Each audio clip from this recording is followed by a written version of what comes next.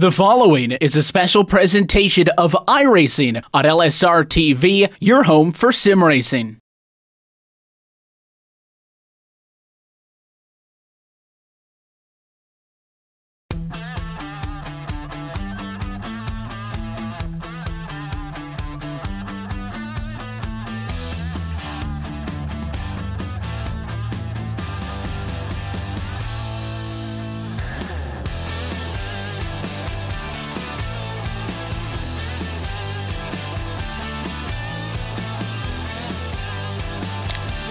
Ready?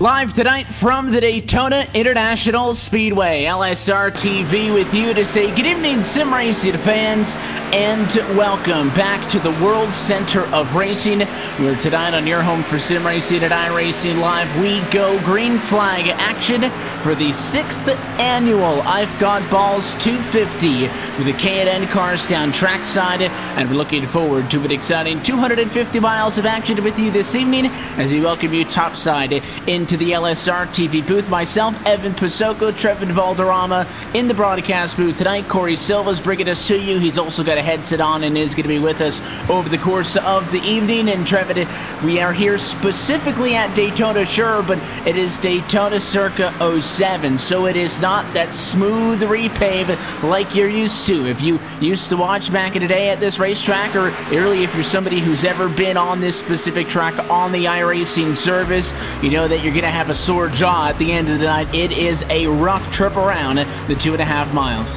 A rough trip around is an absolute understatement, Evan. It's the bumpiest track I've ever been on this server, so it's just gonna be absolutely painful when these drivers get out of the cars at the end of 100 laps, and not to mention they are in a different set of cars. It's a car that doesn't really have a bumper that is necessarily known to push for, because it's a little wonky on one side, so you can't really square each other up going into the corners or anything. It's going to be hard to push all night long.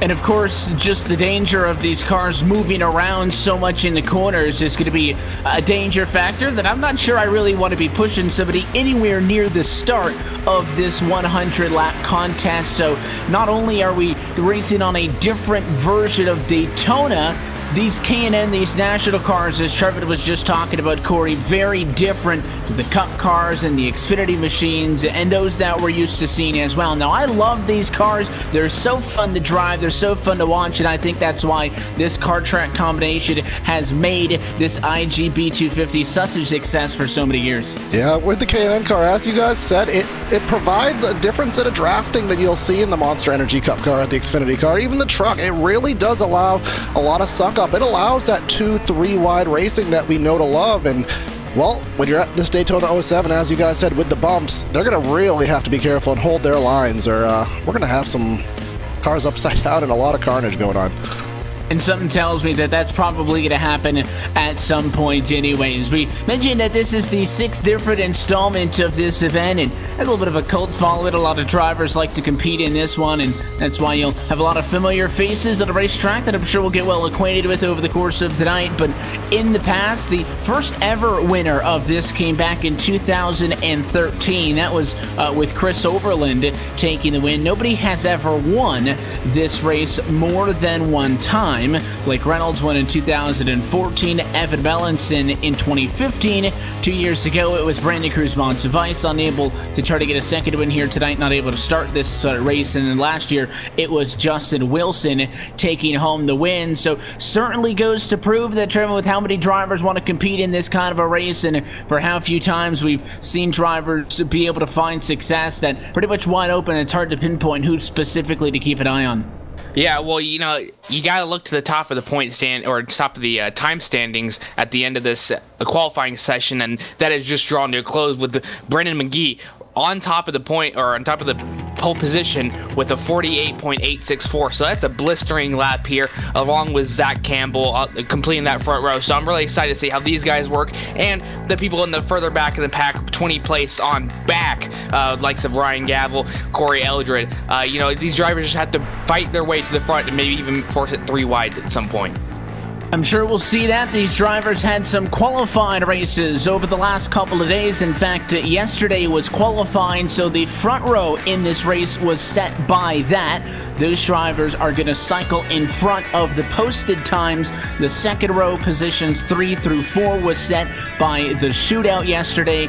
Everybody else on the back qualifying in based on time. So the order that you're going to be looking at for qualifying as we go down trackside and take a look at your LSRTV starting grid. This is the starting grid for position 5 on back. But the way it reads on the scoring to pylon, fastest time in qualifying belongs to the 94 of Brennan McGee.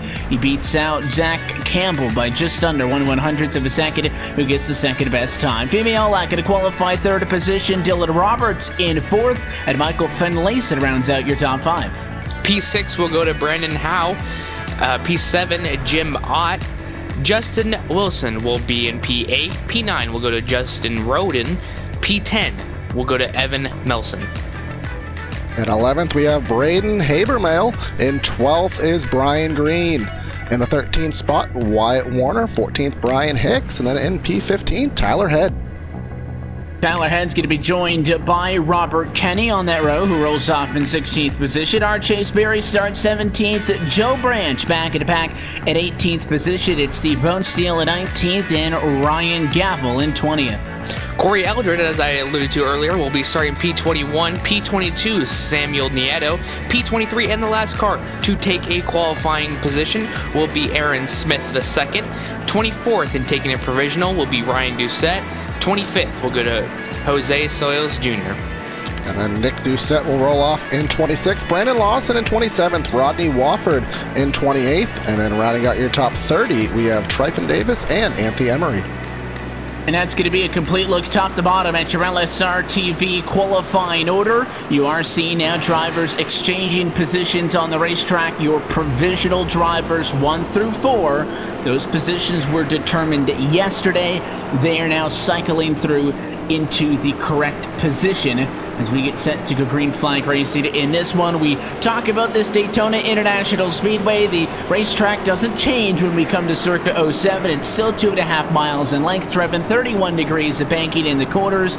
But we're not necessarily going to be talking about the characteristics of Daytona that we normally would. Of course, the big thing to keep an eye on tonight is you've got these national cars on track, and you've got the old Daytona circuit that they're playing with. May only be a 100-lap race, and that's kind of the median distance that we see at a place like this. But again, these drivers are going to have to be up on the wheel from the start. Things could get out of hand at any moment. Yeah, things can get out of hand at any moment, exactly. You know, it's a super speedway track. You're going a lot of high speeds, and at a track like this, it's really narrow. It's not like a Talladega, so you could force it 3 wide, but it might not end well for you, so you gotta watch out for that. We're happy that you're with us early on a Thursday evening at LSRTV in iRacing Live. Pace car down and in. The field going to be in the hands of the number 14 machine up on the front. And we are going to go green flag racing in the I've Got Ballz 250 from Daytona. Brennan McGee in the 94 machine brings us to the green flag, and we race down to quarter number 1. Everybody trying to chase Michael Finlayson in that 14-year pole sitter. The O2 is Zach Campbell already dropping off on the outside of the racetrack. Again, these cars needed some time to get up to speed. You'll be looking at speeds close to 190 miles an hour all night.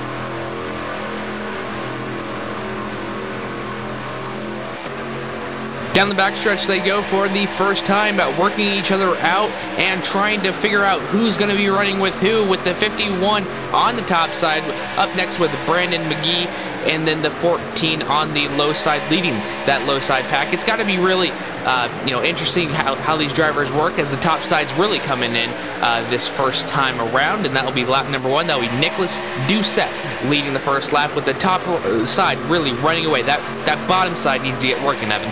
It was funny, first time down in 1 and 2, all the cars fell off of the outside of the racetrack, trying to kind of undercut to get that speed, get up to speed on the opening lap, and then since then, they immediately, Corey, made that transition up into the outside of the racetrack. So it's a 5-car advantage up high, Doucette with McGee, Campbell, the 31 of Machida Roberts, and the 83 machine, I believe that is, a little bit further back in the back of Brandon Lawson and Brandon Howe. So certainly these drivers have gone up top. That is something that we see at a racetrack like this. When you're down low and you're bouncing around, your car's going to push up and up and up. So those drivers figure, well, let's get out of the way and get away from those bumps and ride on the outside of the racetrack.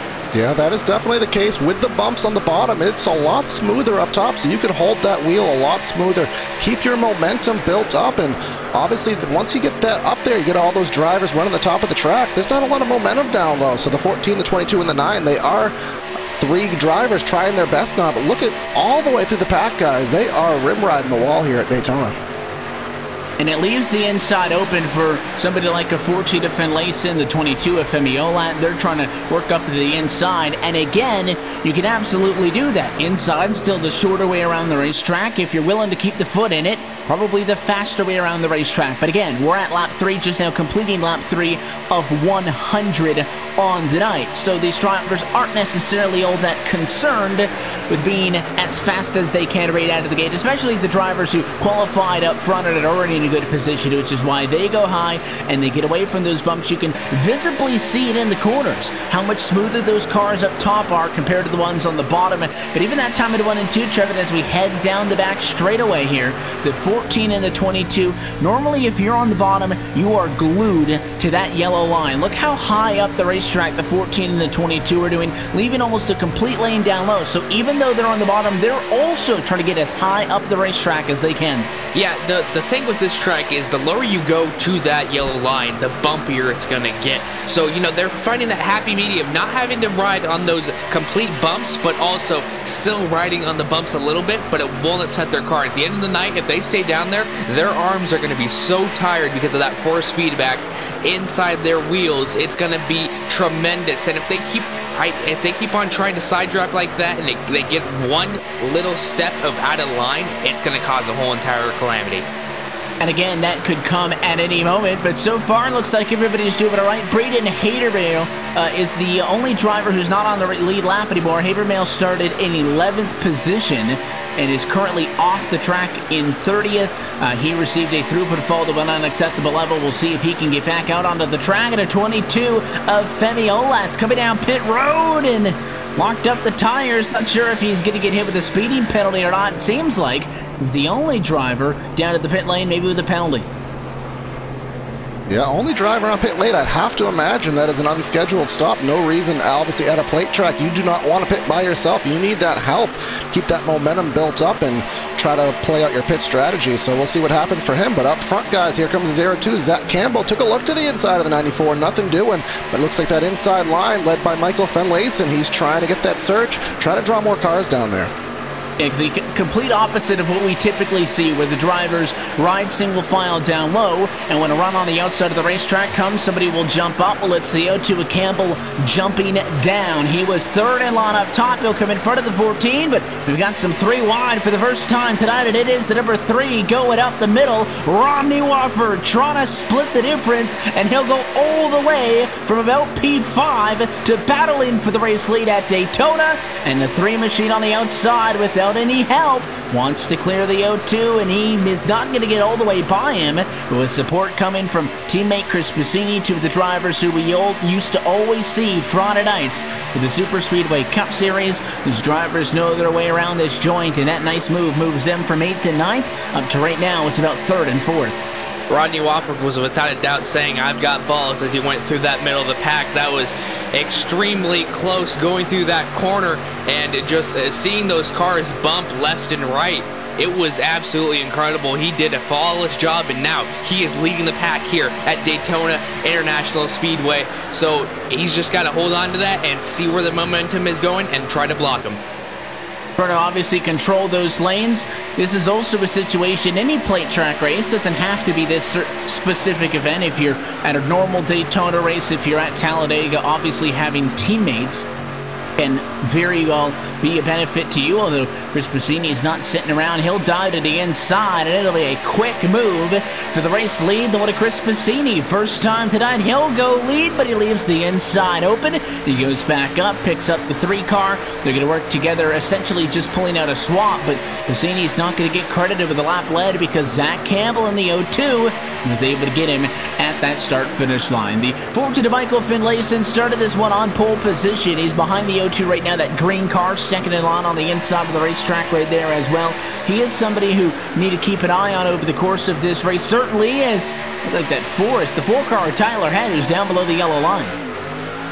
Yeah, I wonder if he's deciding at this point in the race, maybe it's a little too aggressive for me up here. I need to save my stuff and make sure I don't get caught in a wreck. Maybe falling to the back of this line. Now he's all the way back to the likes of about the 13th position to the inside.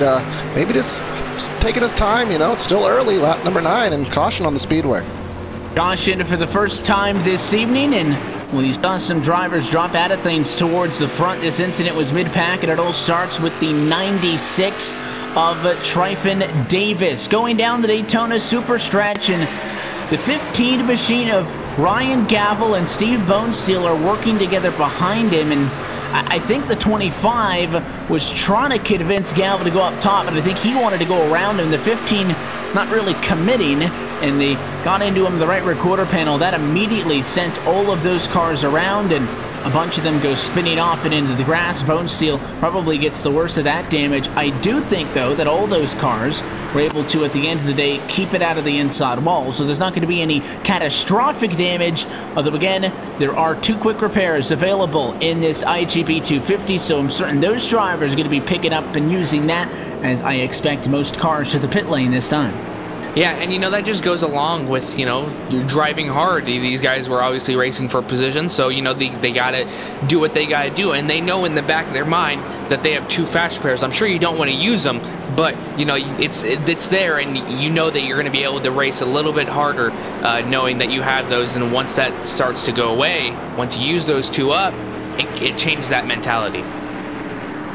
Certainly does, and here come your race leaders onto the pit lane as we expected. Only, again, 10 laps into this race, but race could go green for a long juncture at any point, so everybody going to be coming down at for service. Certainly you want to get fuel. The options there to go and get some tires as well. We'll see if anybody really wants to go with that, but it looks like a 4-tire call for Chris Bassini, who came in as your race leader and will try to exit as the #1 position car as well, but you got to sit into the box for a little bit longer. He's really filling that thing up, and he is going to be way back in the race off of the pit lane. Looks like coming off of pit road, first car out is going to be your pole sitter. No, it's Brian Green who wins that race off of pit road. The 06 picks up a couple of spots in that exchange. Looks like he went 2 tires only. And being there was only 11 laps, and I mean, at this version of Daytona, there is a little more tire wear. Obviously, since we are wheeling the cars a lot more over the bumps, but I wouldn't be too worried about tire wear at this point. I would want to take tires throughout the race, maybe around halfway, but at this point in the race, I think that 2-tire call will be just fine, so we'll see if that does come into any play later. But something else, guys, remember, there is money on the line for these guys, and the cleaner this race does go, the more on the line. So this first caution will actually hurt the winner's pot a little bit, so they're going to want to clean this up and make sure that they can take home the big prize at the end of the day. Certainly gives them the incentive to perform better over the course of the night, and $25 guaranteed to the race winner, $10 to second, $5 to third, and then there is also the Noble 5 driver in effect tonight, $5 to the highest finishing Noble 5 driver, meaning that if you were in the top 5 last year, plus you've either won this race in the past or a Winstall championship with this league. If you're not a race winner, and obviously you're not, I mean, if you finish top 3 and you're also the top Noble 5 driver, you get that prize money as well. But if you don't finish in there, a good way to reward the drivers who have been here for quite some time. If you've won this race in the past, you were a top 5 last year, or you are a past series champion in the Winstall Cup Series, you have an opportunity to get an extra $5. So past champions include the likes of Jeremy Davis, Zach Campbell, Brett Fossey, Michael Finlayson, Nick Doucette, Ryan Doucette, some of those names, Trevin, we've already been talking about tonight. Yeah, and you know, that just you know, it adds to a little bit more if you're not going to be able to, you're not going to be able to contend for the win later on in the race. You know, it gives you a little more incentive to do something else with it. But, you know, all these drivers still early on in this race, they're going to be fighting hard. We already saw Rodney Walford pull something out of the hat real quick. You know, I'm sure that's not going to be the only time we're going to be seeing that kind of move here tonight. But, you know, it's already off to a great start. These cars are handling these bumps really well. I can see them all bumping around, and it looks very intense in there. And, you know, a good restart will cause a lot more excitement here as well. So we'll have to see how this works out for them. And of course, they did look pretty much under control in the opening 10 laps, Corey. My question would then be, how long does that last? Even when things started to get a little bit spicy up front, we saw some 3 wide. We noted some drivers either dropping back at the outside or diving below that line on the back and try to drop back saying, listen, it's too early for me. Yes, we've got those quick repairs, but I would rather not use them. We want to go green flag racing. I'm going to drop back and get out of the way. The later we get into this race, the more that mentality is going to start to fade behind the I want to go up and I want to win this IGB 250. So as we come back by the start-finish line and the lights go out on top of the pace car, we prepare for a restart with 13 laps down, still 87 laps to go. We will see if they continue to play nice up front. Yes, we will. And going to your question, Evan, I do expect us to get a pretty decent size run. Usually the way these plate races work, a little bit of a theme. Usually it's a little hectic in the beginning, and then everyone gets settled and kind of gets in their element, and then we go green. Usually even have a green flag stop, but then, of course, once money time does come, literally in this case, that's when the intensity comes up, and that is when I think it is going to spiral back to maybe a little bit more bumping and banging 3 wide and tight calls. So hopefully that does happen. We can get spread out and get some green flag stops, but ultimately we're a half lap away from racing, so we'll see what happens. We talk about how small Daytona is, and I mean, these cars aren't tiny compared to an Xfinity, a Cup car, or a truck, but they certainly are a lot less wide. So it does make up for a little bit of that. I don't think that it would be like racing a Cup car at Talladega. I don't think the spacing's that much of a difference, but certainly you saw in the pack with everybody bouncing around, they're not really leaning on each other's doors yet. There is a little bit of space in between the bumpers, and it has left wide open opportunities for a couple of drivers. We saw the 3 machine do it. We'll see if anybody else wants to as well. If you want to go 3 wide, you probably can. The question is, though, is that going to be the smartest decision early into this race? Pace car going to dive back down to the safety of the pit lane. Let's see what Brian Hicks can do with the Honda machine, who will bring us back to the green flag tonight. Remember, when we came down to the pit lane, it was the 06 who won the race off of pit road. The 01 did not pit. He brings us back to the green flag, picking up a lot of spots. Yeah, absolutely, and we'll see how long it takes for these drivers to go up topside. We already saw the Brian Hicks go up topside and leave that door open for the 02 of Zach Campbell. He's going to be leading that bottom side. It's the top side really starting to fall back a little bit, but we'll see how they come off the corner and see if they pick up some positions as well. But for right now, a 3-car breakaway essentially for that bottom spot, and here comes that top side, Evan. And the outside, immediately into the picture, you saw the 01 Hicks go up top right away. 3 wide now. Nick Doucette going to try to slide through the middle. He'll want to cut down on the 58. He's got it there. And here comes another driver up the middle of the racetrack. That's the 94 of McGee, the 07 behind him. Doucette goes topside, and like I said, if you want to go middle, you can. And some drivers taking advantage of it very early on. A lot of 3 wide, though, and typically if you're in a 3 wide situation, Corey, the middle of the racetrack's where you go the wrong direction. Not there. That was the passing lane, and an 94 the 07 just stroll on up to the race lead. Yeah, sometimes the middle, although it's a lot turbulent there with all the air, and just look at how little room there is a good amount of draft in there. You're getting draft from each lane. A lot of times it actually can propel you to the front, as McGee is trying to do as we speak. Door to door with Justin Wilson for the lead entering turn 3. Door-to-door for that number 1 position, and Wilson on the inside of the racetrack, your defending race winner. The I Got Ballz 250. Again, no driver has ever won this race multiple times. and right now he is in the best position out of the available drivers to do so. It would be quite the feat to not only become the first repeat winner, but also to do it back-to-back. Meanwhile, that 06 machine, who again I thought was going to be in a lot better position, the 06 of Brian Green, won that race off of pit road, but had to restart on the outside line. He's kind of got shuffled back in traffic a little bit early on in this one. Nowhere nearly as bad as Brian Hicks has. Brian Hicks brought us back to the green flag. He was 15th last time by, and it is all 3 wide in the middle of the top 10. Now, there goes number 10, hitting the wall a little bit more, but he's able to keep it for the most part. We stay green for the second, while Brennan McGee stays up front, and that's just how quick things can change, Evan. We've already seen the 06 drop back a few positions, and we saw a driver get into the wall, the number 10 machine of Robert Kennedy. So, you know, you just got to prepare yourself for any possible situation. We've already seen a lot of 3-wide action, and hats off to these drivers for keeping it straight and keeping it green while this whole entire ordeal was going on. So these drivers are really good. They know what they're doing. They know what drivers can handle what, as the 51's going to try and maybe go 4 wide. No, stays 3 wide with a 9 moving down to that bottom side, Evan. And you can see once again that lead group of 5 cars has chosen to go up on the outside of the racetrack. The 9 of Lawson's kind of in that stagnant position where the inside's just not going anywhere. The 50 minute is set. Get a slide up top. Get in line. He tucked in behind Brian Green, who now wants to go back down to the inside of the racetrack. We'll see if that move plays off for him. It'll leave a nice open gap up top. That's Ronnie Wofford stepping up to the outside and then going to back down. They wanted Chris Piscini also following him, and there you go. Just make a third line out of nowhere, and again through the middle of the racetrack with a big head of steam is the 3 of Ronnie Wofford. Almost got him all the way to the race lead the last time. He is on the bottom though, and he's got the 94 of McGee leading the top side. It's going to be a hard car to clear. We'll see what happens in 3.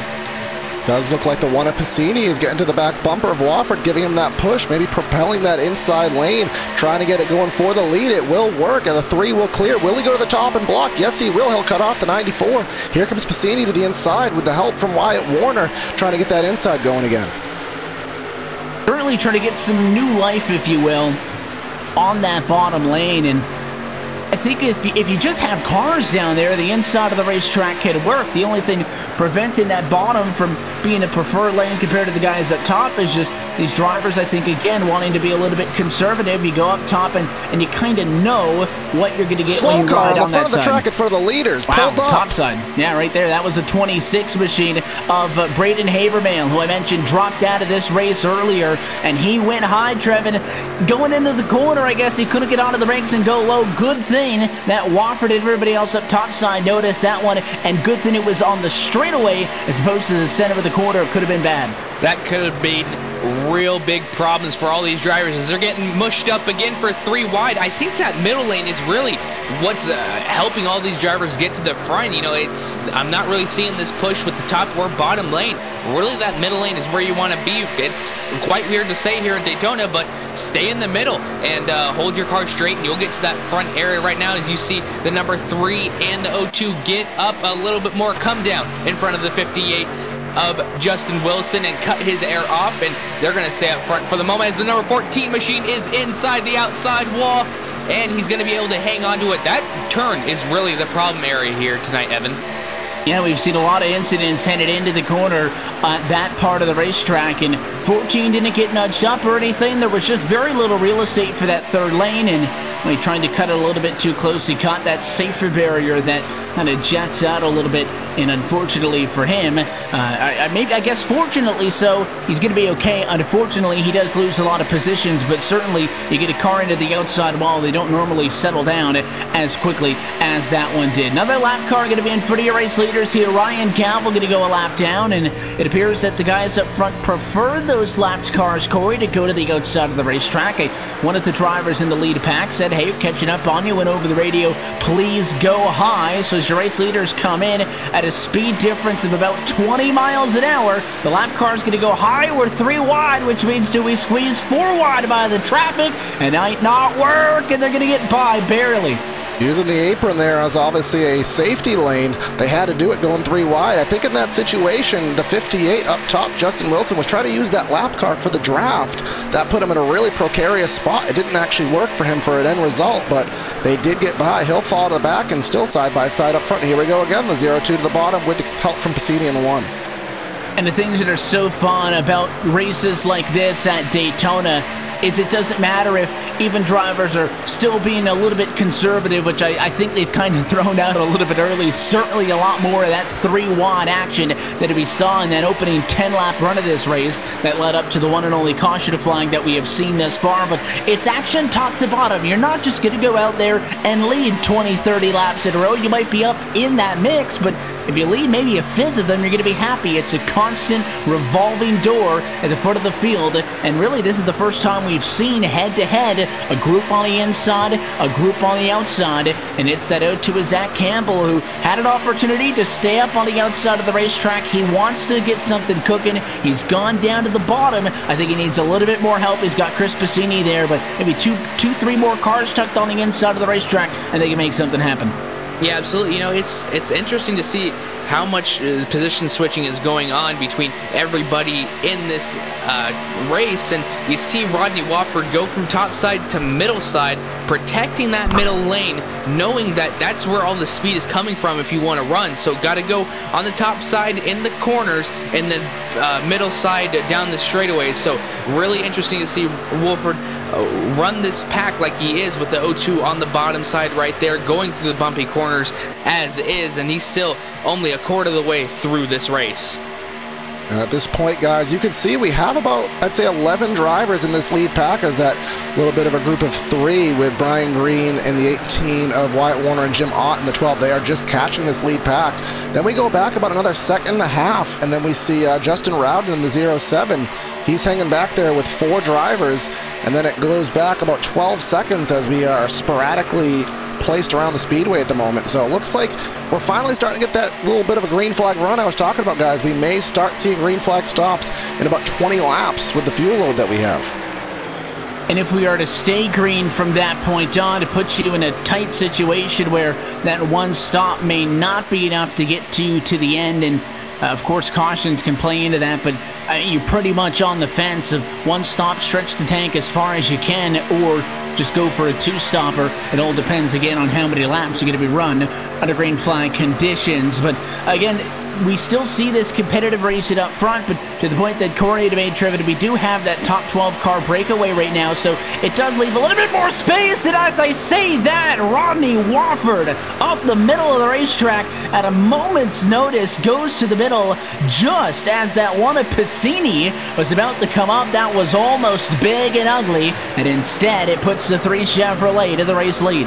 I think he heard you saying that they were giving a little bit more room and being nice, and he said, oh, no, we aren't. So that move to the front, again, through that middle lane, has given him the race lead. Again, Chris Piscini still getting past on that bomb side, getting his air chopped off a little bit by the 4 of Tyler Head, and the number 3 of Rodney Wofford will fall back to about that 3rd position, just like that, trying to get hooked up with the number 94 of Brennan McGee. Just trying everything that he can, and you know, all these cars, the draft is really working really well with these cars. I'm loving this car track combo. It's really exciting racing, and I'm hoping that you guys are loving it as well. Certainly, as we get closer and closer to the halfway point in this one, things have definitely bottlenecked towards the front of the field. And again, just watching the corner, 1 and 2 maybe a little bit more so than 3 and 4. Watch how much the cars visibly bump in the middle of the quarter from the bottom lane compared to the outside lane. And that's why cars can be up top on each other as much as they want really around this racetrack, but on the bottom it is certainly a lot more rough. You can see, and when the car bounces like that, Corey, it's not just like you're going through a whoop section in a supercross race or something, and the car's going up and down. Because you're in the corner, that bump lightens the load on the car, and there's going to be a lot of contact, and that one's not going to end well. Zach Campbell spins through the grass. He's going to come back up on track, and it will trigger a 2nd caution. Yes, it will. Zach Campbell went around there, and you can see the heavy damage to that 0-2 Citgo machine. So we will go on to the LSRTV replay. You can see the contact there that happened in the tri-oval here. see as it get this on the screen for you guys. Oh, it looks like there was a little bit of a checkup, and the 58 got into the back of him, sent him around. You can see the one of Piscini going through the grass, but again, with the fast repairs, as long as he can keep it on the lead lap, which he is getting around and catching up to the field, he will be fine. I think everyone will be able to survive from that in the long run.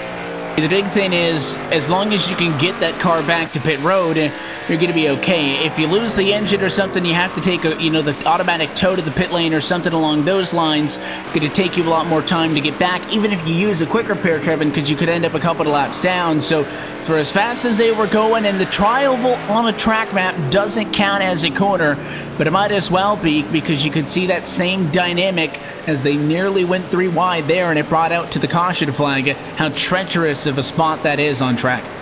Yeah, that tri-oval is always such an interesting part of a track like a Daytona or Talladega. You know, these guys only have about half turn in their wheel compared to what they are dealing with the other 2 corners of this track. But, you know, it's really exciting to see how they go through that. And I knew the way they were running, they weren't going to last for long. And as soon as I saw some little skirmish happen, I knew it wasn't going to end well. So, you know, two spinners, and both simultaneously, one that caused it and then one reacting to that. But as Corey said, these guys are going to be able to take their quick repairs, stay on the lead lap, and it'll all be said and done, and they'll all move on and maybe race a little bit more carefully, knowing that they only have one more repair left. Yeah, certainly once you've used the first one or a second one, that you're certainly going to kind of feel that pressure a little bit more. But as pit road opens again, we saw basically all the drivers come down after an opening 10-lap run, and almost doubled that this time. So race leaders down to the pit lane. We saw some 2, some 4. Let's see what happens this time as Femi Olat's the first car in. Yes, he is. Femi Olat in that number 22, all the way at the latter end of pit lane. He misses his pit box. He's backing up. That's going to cost him a ton of time, ton of spots. But we'll see if the strategy call from these guys, if both sides of those cars go up or 2-tire, fuel only. Let's see what the calls are. The 22 is going to burn out of the pit lane, 2 tires only, but he made a mistake and overshot his box. It looks like it's not going to matter, and he'll be the first car off of pit road. The 15 drove straight through, so Ryan Gavel, I would expect to be back down to the pit lane, but Olat leads off for the cars who took service. It's then Brendan McGee second, Justin Wilson third, Wyatt Warner fourth, and Brian Green in fifth for the race off of pit road. As we work under our second caution flag of the night, we'll step aside, take a yellow of our own, come back to Daytona Beach in a moment, get set for another restart. You're watching the 6th annual Life Got Ballz 250 on LSRTV and iRacing Live. Femi Olat, your race leader, 30 laps in.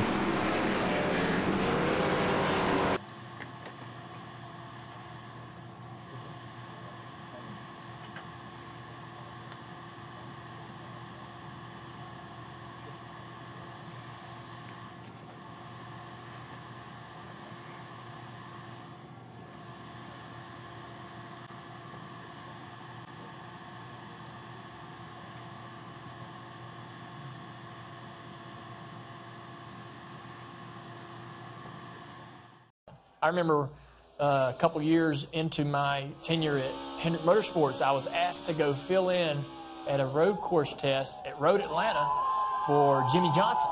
He had tested the first day and couldn't test the second day. And I was nervous. I'm testing for Jimmy Johnson, 7-time champion. Man, I better be ready. You know, Chad Knaus and all those guys, they expect perfection. So I spent hours racing on iRacing at Road Atlanta. And when I showed up, I was right on top of Jimmy's times from the day before, and they didn't know how. They couldn't believe, like, you've been here before? And I was like, never seen it. But I went online and raced online on iRacing, and it literally was like deja vu when I got out on the actual track and tested. Did you know that, I was going to jump in real quick, the simulator, did you know, like, when you got out there, hey, it's going to be this, or as you're driving, you're like, wow, this really is the same? It's so similar. It's visually so similar. And the other thing, too, that helps is all the, you can basically, the iRacing software and some of the simulators for the manufacturers are so technical and realistic that they can create the perfect shift point. So I'll shift into, the same gears at the same spot on the racetrack, and I'll need to be in the same gear in every corner as I would from the simulator to the real world experience. And so those are things that you don't have to learn. When you show up I don't have to spend the first half of the day learning the track, learning where the shift points are, learning what gear to be in, learning how hard I can brake into the corner. I already know it. And literally it transfers over into real life so much easier these days with how realistic these simulations are. Wow. Two things come. Road Atlanta is a tough road course. I grew up in Northern California. My parents were just really big race fans and took my sister and I to sprint car races pretty much every Friday and Saturday night. So I did outlaw kart racing from 7 till I was 14. And then that's when I got into 360 and 410 wing sprint cars.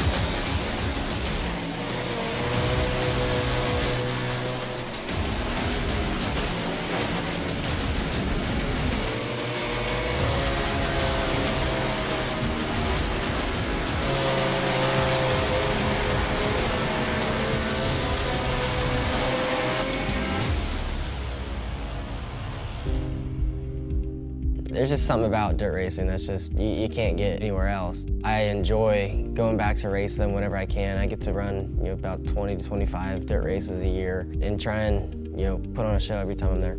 Battle for the lead. Kyle Larson to the inside of Shane Stewart. Slide job, no. Larson unable to complete the pass. He'll follow Shane Stewart down the back straightaway. Stewart makes the move to the inside of Craig Kinster. Kyle Larson goes around the outside out of turn.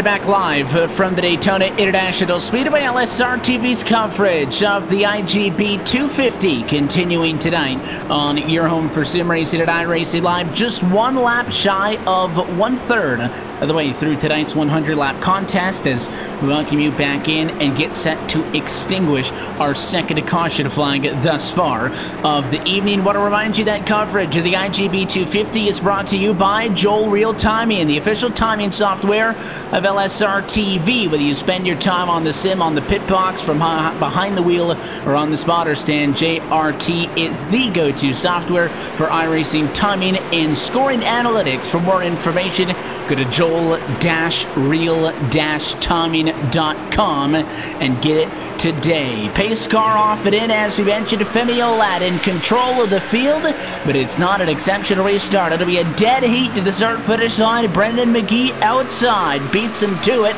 and now let's see if the inside or the outside wins out in turn 1. A better restart for both of these guys, not really letting one or another get an edge, as now we go into the first turn as Femi Olat will be going into that first turn a little bit ahead, but we'll see how it works out going down the back stretch. And the 94 is going to try and get a little bit more speed. That's Brendan McGee working with the 06 of Brian Green. 3 cars versus 2 cars with a little bit of separation between the next car following that. It's only a matter of time before we see Rodney Wofford pull up 3 wide. I'm sure it's going to happen again. And here we go down into the corner number 3, the 32 of Evan Melson, really holding it down on that bottom side. Well, the number 18 is going to go up to the middle now. You're getting forced down there as forcing 3 wide into the next lap, Evan. And Steve Bonesteel wants to throw him a lifeline to number 25, who was involved in an accident earlier, but has already been able to work his way back up front. He now helps in the middle, and on a 4, McGee tucks down and kind of leaves the outside out to dry when he tries to kind of bring that middle line along. I'm not sure how long that's going to last.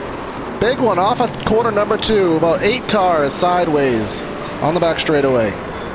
Lawson's one of the drivers involved in this one, but it looked like it started with the 01 machine. Going around first was Brian Hicks, who started up front, ran up front early, finds himself mid-pack, and the LSRTV replay will show you it just looks like an accordion effect. The 11's got to lift off, leave some space, and the 01 a little bit tighter, doesn't really have time to react. He hits the brakes, he gets hit from behind, and it's going to be his car that gets shot out of line, but when he tags that 2 machine, and that is a huge hit, snapping back up the hill for Samuel Nieto out into the outside wall, and at that point you got a car spinning high, a car spinning low. There's no clean space for drivers to get on by, and it got ugly. Yeah, absolutely, Evan, and that's exactly what I was talking about with restarts causing more problems because everybody's all bunched up, so, it's only a matter of time before we had a restart like that. Unfortunately, a lot of drivers involved, but they do have their fast repair limit. I'm sure some of the people who got involved in the previous incident were back there, so they most likely have 0 fast repairs left, so look for them to be a little bit more conservative with still 65 laps to go here. But guys, something... Oh, sorry, Evan. No, go for it. Oh, guys, something we need to allude to. I know, Trevin, you had mentioned Rodney Wofford, expecting him to come to the field. He's actually retired from the race, and from what the fans are telling us, he's a little under the weather and couldn't continue. So he's out of the race, and he was the one making all those crazy moves and all those hectic moves. And, well, he's out of the race, so that's going to have to shift the dynamic to somebody else to take a spot. And we'll see if he passes the torch to some of those other super speedway guys for certain. But, you know, you talk about being conservative, and of course, as we see, looks like at least one driver going to be coming down to the pit lane. Femi Olat's going to give up a P2 to come back down pit road. Wasn't where the incident happened, so certainly not for damage repair, but he'll be the first driver in, and then a handful of cars mid-pack on back also going to come in and top off. I don't think that's going to make a difference fuel strategy-wise. If we were to go green, it would still be a one-stop call from that point on out. But on a restart, you can't be that much more conservative. I think that with an accordion effect, somebody doesn't want to hit somebody, they let off, the next person lets off, but it kind of just stacks cars up. If anything, maybe just bad luck being up on the outside of the racetrack. If you're up top, there's very little places to go to escape. You turn right, there's a wall. You turn left, there's a race car. There's someone in front and behind you. You're kind of boxed in. That's why I always prefer to start down low. Probably statistically doesn't help you avoid wrecks anymore, but I always liked having that apron in the grass to dive off into if I needed. But the biggest accident clearly that we've seen all night, and I would say it stemmed from the most minor of contact compared to some of the close calls and heart-stopping moments that we had seen before that. Yeah, and you know, you gotta be able to prepare for any situation that does happen here at plate tracks such as this one or at Talladega. You know, we're gonna be alluding to this a lot. You know, it's just a different kind of breed these racetracks are. It's not your traditional cookie cutter track, as one would know. These guys are pushing 195 down the front straightaways, and you know, just running 3 wide and bumping in the corners so hard, knowing that there's a car to either the left side or the right side, or even sometimes both sides, and still being able to hold it is so incredible. These guys just need to be settled down a little bit more, knowing that it just goes along with the fact that some of them still know that they have 2 repairs left, so they can race a little bit harder, but they need to know that they need to get to the finish in order to race hard. Certainly going to be a key point for those drivers over the course of this one. A lot of drivers pitting tells me that they're okay. There's no tire limit, so every time these drivers come down, you get a little bit more fuel. Like I said, I don't think it makes that big of a difference when it comes to what the fuel strategy is, but that tells me, Corey, that if you're not up inside of the top 10, that everybody else behind, like those mid-pack cars who came down, really have kind of recognized, okay, we don't want these yellows right now. Again, we just got by 1/3 distance in this race, so they're kind of all coming down to the pit lane. They've got no problems running 20th right now. These cars are sporty. These cars can go 3 wide.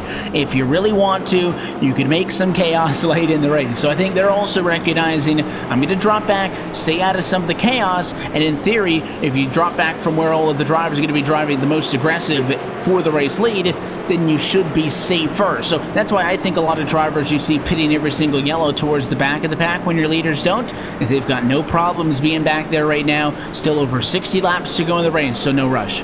Yeah, I mean, going back to the era of many of the paint schemes you see here tonight with the mid-2000s era schemes, it makes me go back to watching the Winston Cup races from back in the day, and drivers like Bobby Labonte, Dale Jarrett, they're the guys that I would expect to go in the back, and Mark Martin even, just hang back there in the mid-30s. Just, well, I'm just going to kill some laps. And then at the end of the race, you saw them up there going for it when they had to, not going for it in a position early in the race where the benefit to risk factor really isn't there.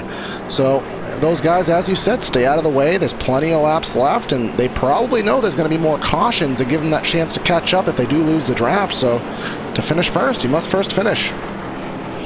And with the lights out on top of the pace car, we do have another restart set up. That was the shortest green flag run as well of the evening, so something else to keep in mind as you can see the stragglers towards the back half trying to group back up. Looks like about 16th or so kind of marks that cut limit. Everybody from that point back are the folks who keep coming down to the pit lane and are trying to effectively catch back up at the back. I'm not sure that all of them will. There's a lot of cars still in the back straightaway in turns 3 and 4 trying to get caught up. But again, we had 30 cars start this race. Right now, 27 of them still on track, with 24 on the lead lap. Only Ronnie Watford in 28th, Chris Piscini in 29th. And, well, those are the only 2 cars actually out of this race. Braden Habermail is in it.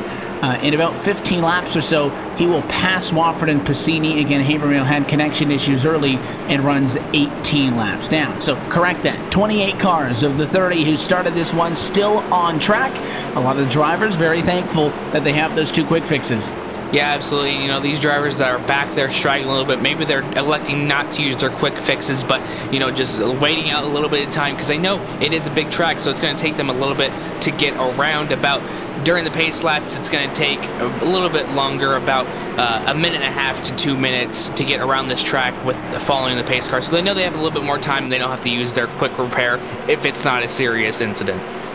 Brendan McGee going to be in control of the field. The 94 likes to lead, but he likes to lead on the outside of the racetrack. So as he comes on the inside of Wyatt Warner, let's see what the strategy is going to be for that Chevrolet. Green flag back in the air, 62 still to go from DIS. And again, another good jump inside and out. Drag race to quarter number 1 should yield for the 94. Again, we'll see if they stick down low or if they jump up high right away. Yeah, it looks like the bottom line is prevailing right now. The 18 and the 32, they haven't had those guys jump up to the top. As you said, you can see 4 drivers up there, but the latter of the 2 aren't close enough to help at the moment. They are just now getting there. McGee out to about a car length lead. That car length lead is now over with. Here comes Wyatt Warner, has that outside wound up. Here he comes around the outside. The outside is where that speed's going to come from, and maybe the disadvantage of being the pole sitter on the inside of the racetrack showing true there, because McGee would much rather be up where the 18 machine is. Instead, though, it's going to be Warner, courtesy of Ellen Mellinson, on the outside of the racetrack trying to get the run. You've got the 83 of Howe up there as well. The 14 machine of Michael Fendlayson also. So this driver's pretty down pack, but also pulling a little bit of distance. Look back 3 wide and battle for P10 on the back, and it's allowing the race leaders to get away a little bit of logjam here in mid-pack.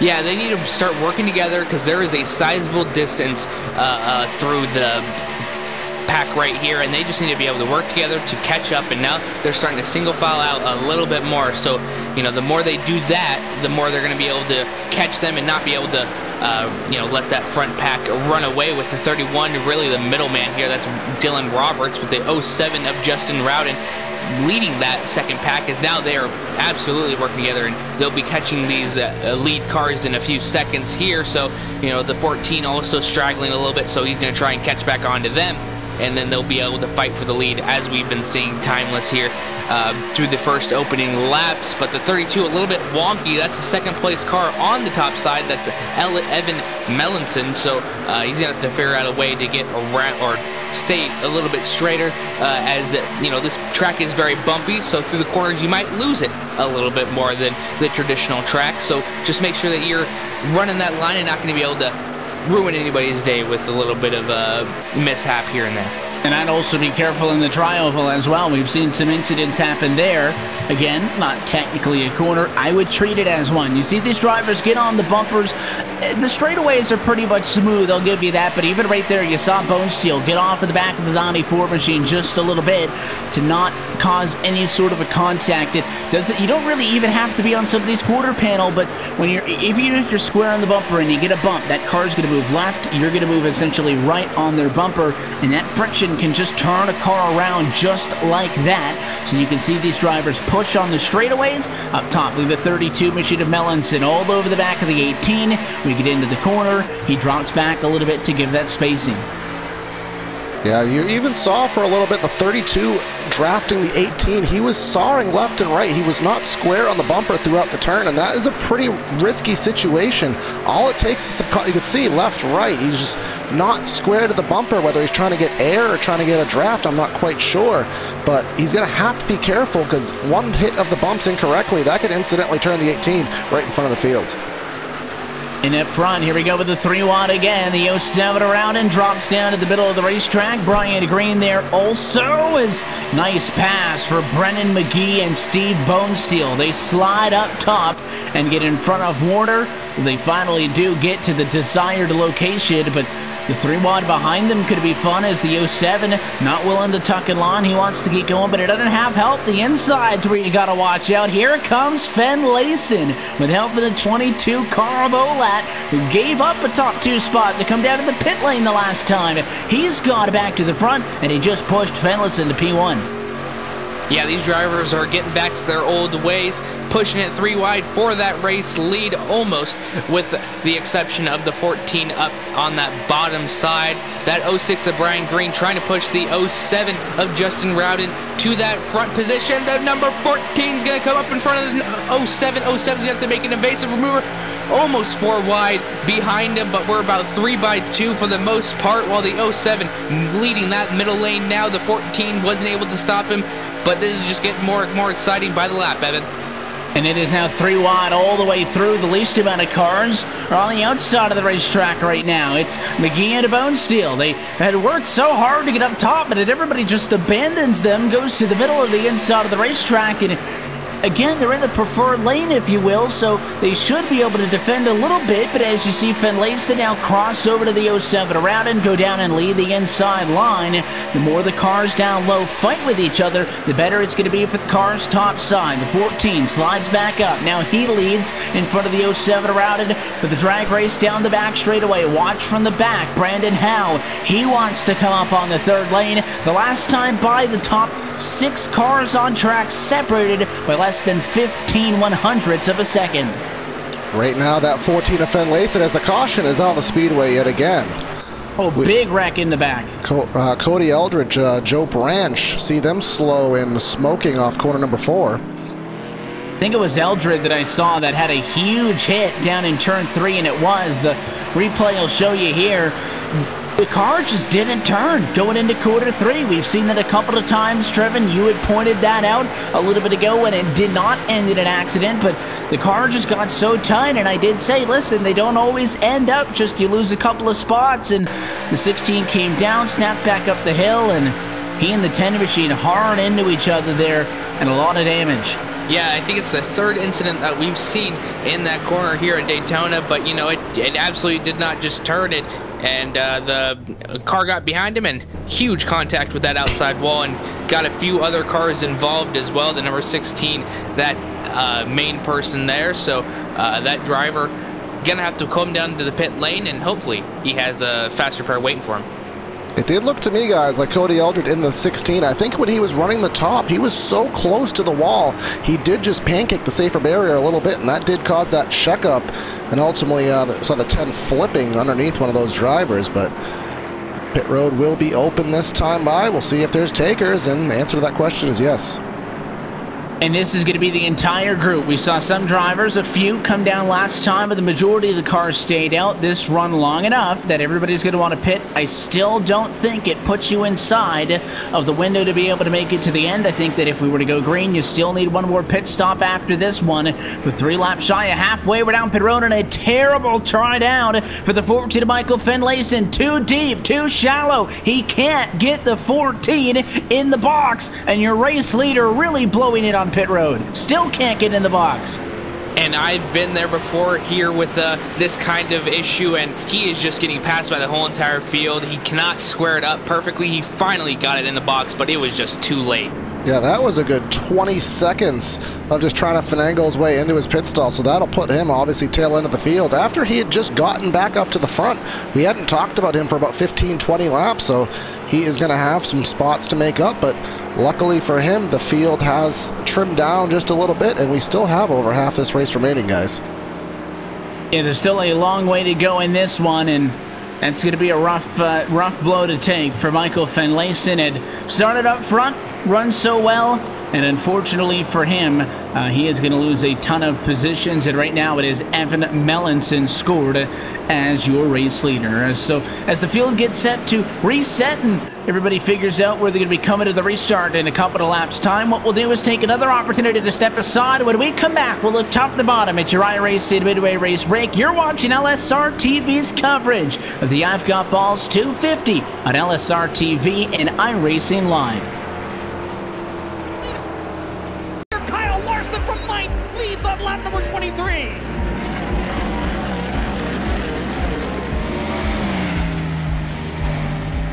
I'm probably just a little more relaxed, I guess, at the dirt track just because it's for fun, where the NASCAR stuff, you know, it's points racing and a lot bigger sponsors and stuff you have to please and all that. You're there for 3 days a week, so your approach is a little bit different there, where sprint cars, you're there for 5 or 6 hours and moving on to the next racetrack. So I've been on iRacing, I think, since 2009 or 10. Yeah, I remember, starting out, I mean, as a rookie on there, in the legends and the late models and stuff like that. And that was fun to, have to try and get your licenses up and stuff. But it's amazing to me how, now that I get to race on a lot of the tracks that are on there, how to the T, similar because of the laser scanning and stuff like that. So all the bumps and all the visual aspects of it are very good. So when I first got to like K&N and then the Nationwide Series at the time, I would race iRacing all the time to learn as much as I could about the racetrack before I went to the actual racetrack to race. So to me, it's just for fun now. So I enjoy going on there. Actually, I don't enjoy going on there all the time because I don't win a lot. So it's frustrating to see myself struggle to run top 10 in an Xfinity race or something like that and get beat by Logan Seavey every time I run a sprint car. So the level of competition on iRacing is better than real life. I mean, you've got thousands of drivers on there that, a lot of them are probably better than the people you see on TV. They just haven't had the opportunities to make it, but can kick butt on there and you can spend all day long running thousands of laps a day, so you can get yourself, really good at it. So competition level is just unbelievable, really, on there. I mean, everybody's been asking for dirt on there for forever. So when they announced it, I got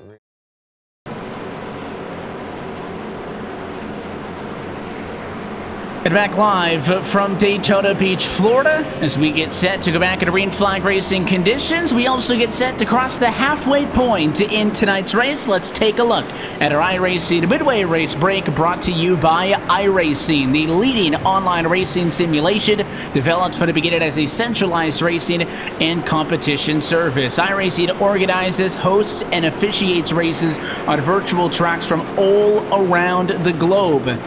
And in the fast-paced world of esports, iRacing is a one-stop shop for online racing with officially sanctioned series by the likes of NASCAR, IndyCar, IMSA, the World of Outlaws, and many more. At lap number 49, Evan Melanson is your race leader. And the I've Got Ballz 250, Justin Wilson, Justin Rowden, Femi Olat, and Steve Bonesteel round through your top 5. Zach Campbell scored right now P6, Brian McGee in 7th position, Brennan McGee in the number 8 spot, Nick Doucette is 9th, and Dylan Roberts rounds out your top 10. Brian Hicks will be P11, Brandon Howe restarting P12, P13, Jim Ott, Wyatt Warner will be P14, P15, R. Chase Berry, P16, Ryan Gavel, P17 will go to Tyrone Davis, 18th will go to Ryan Doucette, and 19th, Michael Finlayson. Joe Branch will be P20. 21st, Aaron Smith. 22nd, Jose Solis Jr. Tyler Head, 23rd, Cody Edrick, 24th, Steve Bonesteel, 25th, Samuel Nato in 26th. But here we go for the restart. This car going to be down at end. Rest of the cars, Nito, Kenny, Habermal, Watford, Pacidi all out of this race. 25 cars set on the lead lap as we go back green, and we take the halfway point from Daytona. Good restart for Melanson on the inside. He's got help for the 07 of Justin Rowden, two drivers who have been up front for the better part of the night and have yet to see them work with one another. As you get down to 1 and 2, let's see how it plays out. Yeah, here we go, down into that first turn. The bumpiness, you can see all of them packed together, just riding through those bumps. Those unfortunate people on that low side have to deal with that for one lap and then hopefully get up to that top side as soon as they can with the 32, maybe possibly looking there. That's Evan Mellinson on that bottom side of the 58 of Justin Wilson, pushing to that top side with the number 22 of Femi Olot. Both of them working nose to tail, trying to get something done here. The 07 of Justin Rowden using that front bumper of his machine to try and propel the 32 of Evan Mellinson forward to keep his position, but the 58 will be able to take that 50-lap marker to his name. The four cars on the bottom, 5 cars so far on that top side. A real breakaway is happening right now, Evan. Yeah, trying to pull away, certainly, and we've seen that a couple of times as the lead group tries to stretch a little bit of distance, but I think the driver's doing a lot better job this restart as opposed to last time. And look at the 07 Rowden, too low on the inside of the racetrack. You gotta watch that yellow line. Stepped out of line and got in behind the 32 machine, kind of just bullied him out of the way. What that did was take both of those cars out of the equation, and a 58 of Justin Wilson slides down, becomes your race leader. He'll go high to block. He had to block either the bottom, the middle, or the top. He went high, but they're going to wreck behind. And I saw a car getting loose there, the 83 of Brandon Howe. There was someone low there on the safety pavement in the beginning of the tri-oval, so we'll go on to the replay and see what happened there. As the LSRTV replay comes on the screen, we'll see what caused that wreck here for, I want to say, about the 5th caution of the race. And he certainly had some help. I mean, Jim Ott in the 5, we talked about how these, if you're on the inside of the racetrack, the cars bounce up, and the 5 was so low down to that yellow, obviously off of a restart, Trevin. All the cars hadn't shifted up high, so that bottom lane couldn't leave that lane or so a distance that we were talking about earlier. So they're down low. I think the 5 just hits a bump, comes up, tags the 33. Luckily for them, both of those drivers initially hung on. Howe then did spin out, but didn't get hit by anybody, didn't get into the outside or inside walls. So another accident that could have been a lot bigger, and it ends up being just a single car around. Yeah, Brandon Howe, the 83 machine, just unfortunately got tapped, and I'm sure that's not the only time we're going to be seeing an incident caused by a little bit of a bump in that corner. I was saying earlier on in this race, you got to be careful with those bumps and make sure not to get a little bit cattywampus, because that can cause a whole entire incident. Luckily, it was only 2 drivers involved there for that incident, but you know, I'm sure that's not going to be the only one, and I'm sure that the next one might be a little bit more hectic. But, you know, some drivers come down on that pit road. Brian Green, Nicholas Doucette, and Brandon McGee will stay out to complete that top 3 positions, but a lot more people down pit road. Certainly a lot more drivers down to pit road, and, you know, 47 laps to go. I mean, the way it's been going, Corey, you would expect that take the number of yellows that happened in the first half of the race and you would apply at least that same number to the second half. I would add 2, just kind of as a general rule of thumb. So everybody, not everybody, but somebody has been coming down pit road every single caution flag just to top it off, drop to the back, get their fresh tires, and kind of play this thing by pace. But we're starting to get into the range where you're almost at that fuel window to get to the end. I still don't think we're there. I think in another 7 laps, you get the 40 laps to go, you're a lot safer in regards to that. But if you come down and you pit at lap 4 with 40 laps to go or so, and you gotten enough fuel to the end, are we still going to be seeing these cars come down to the pit lane? What's the benefit of coming down to the pit lane every single time? Obviously, you have the quick repairs, but you don't have to use the quick repair. So keep that in mind.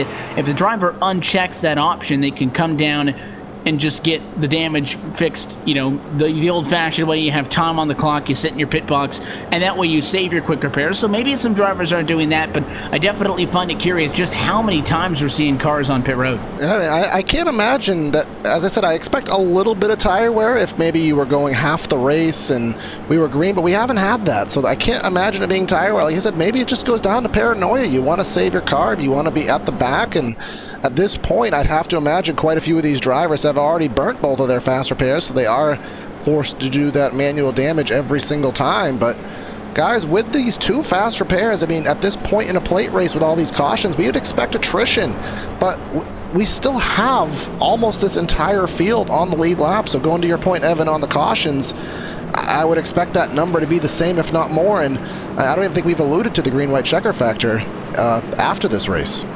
Yeah, the scheduled distance is 100 laps, but there are up to 3 opportunities at a green-white checker finish in this race. So, if you don't get green flag to the end, chances are you're racing closer to 110 laps in this race as opposed to the 100. So that's as well something that certainly we need to keep in mind. And if you get into this rhythm of 5 laps in a yellow, 5 laps in a yellow, I don't think it's going to get any better the later into the race you go. At this point, if there's going to be a green flag run, it's now. It's midway, still outside of the fuel window. So certainly these drivers, I'm sure, would appreciate that. We talked earlier about how they have incentives to limit the amount of caution flags in this one, but the way it looks at the moment, something tells me that we're in a situation that we're probably going to see those 3 wide checker finishes. Like I said, you never know. But certainly, this race has hit a little bit of a snag at the halfway point with these yellows, and I think that all the drivers would like to get into the fuel window as an incentive. If we get past lap 60, I think everybody would pit, and that might be the end of it. Everybody's at that point says, okay, I'm locked in, I can get to the end, let's do this thing. Yeah, and, you know, these drivers are really just pushing each other and knowing what these cars can handle, really. But, you know, sometimes you push that envelope too far, and unfortunately calamity happens, and it's happened about 5 times. So, you know, these drivers just need to know how much longer they have to go. They've only just barely passed halfway, and lights go out in the pace car, so we're going to have 1 to green for a good restart on hand. Really, all these restarts have been so fantastic, and I'm really looking forward to this one. I'm sure it's not going to be a letdown, as the other ones have easily forced 3 wide a few laps into this. So, you know, these drivers really enjoy going 3 wide for the most part.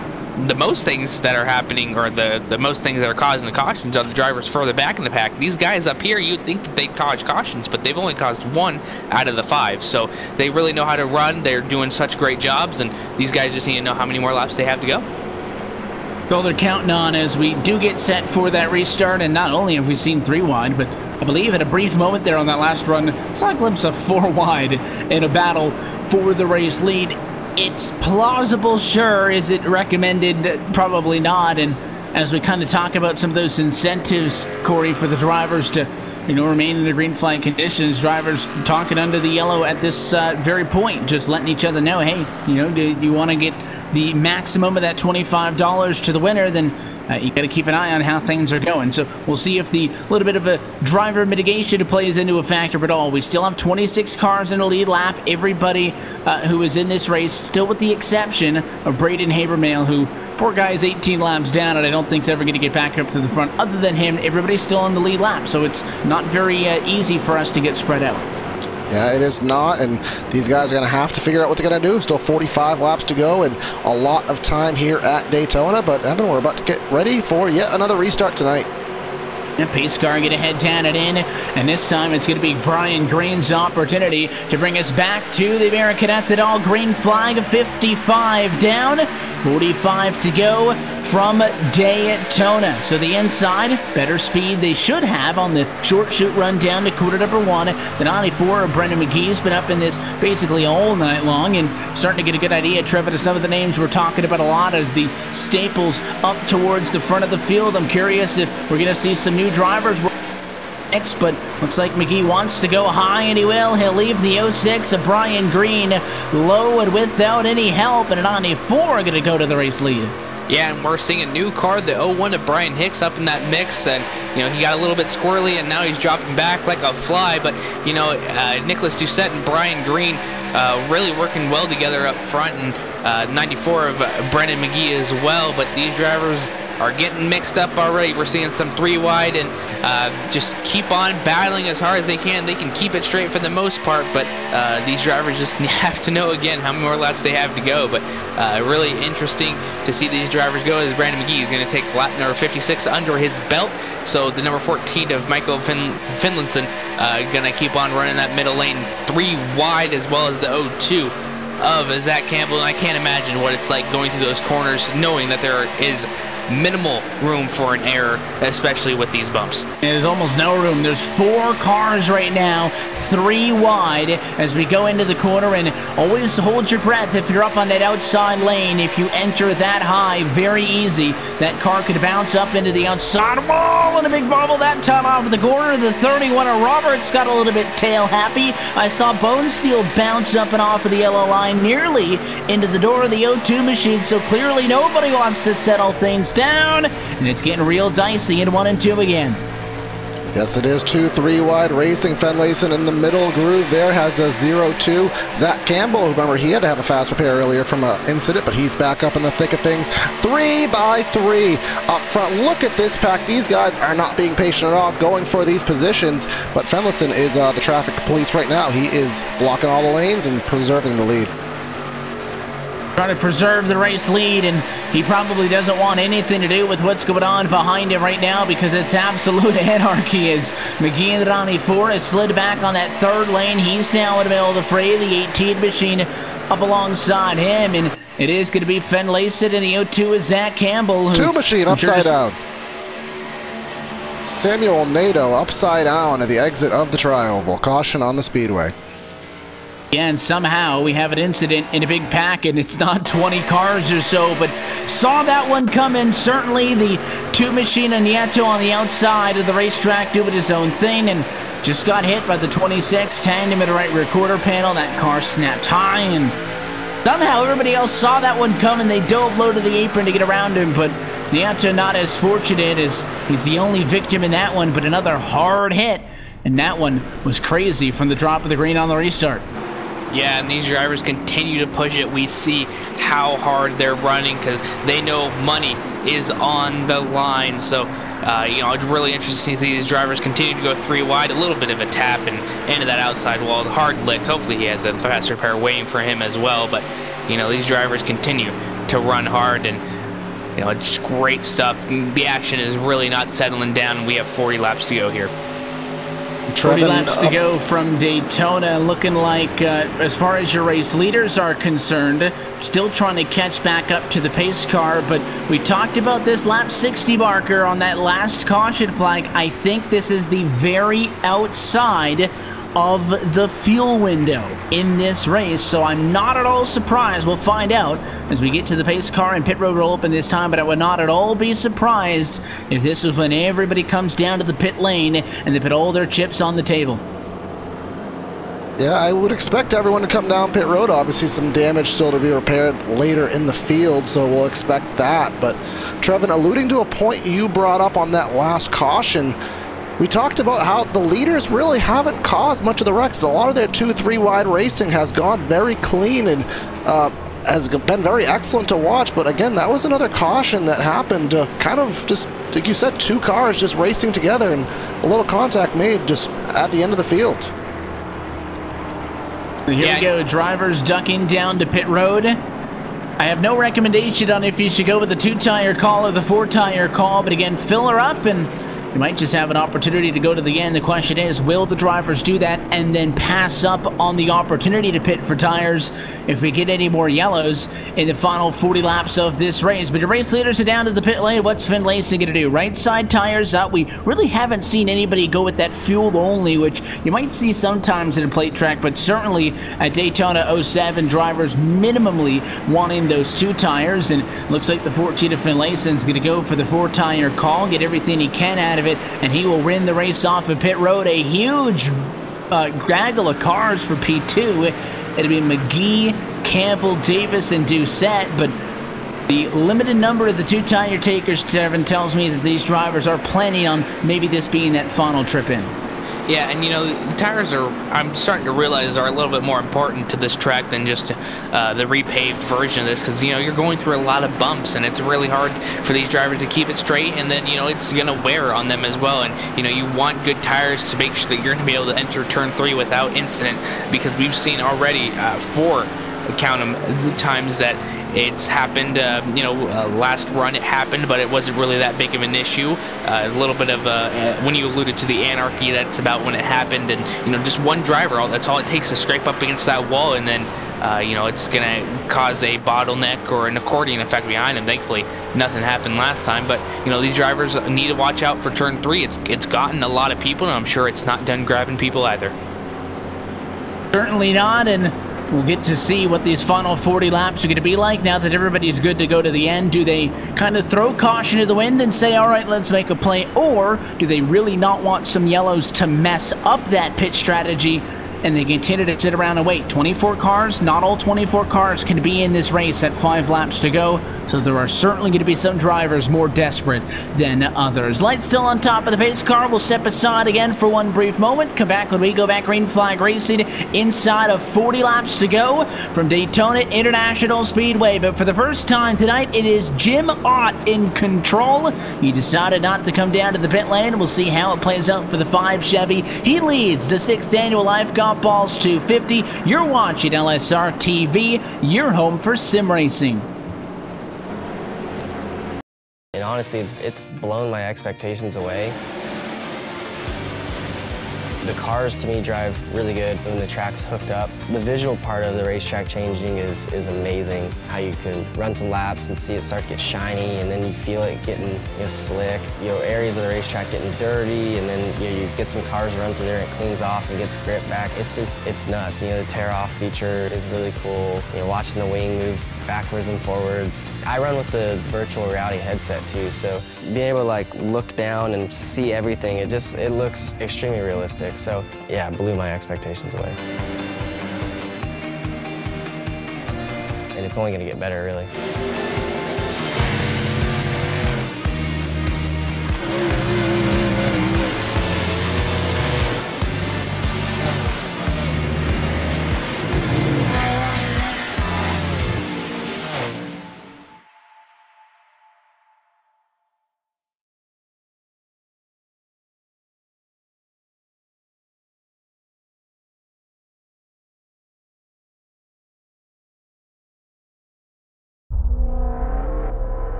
The car behind me is my Chili Bowl midget, the one that I won the Chili Bowl with. And what's interesting about that is it's actually the car that iRacing scanned that's going to be available to all the iRacing members out there.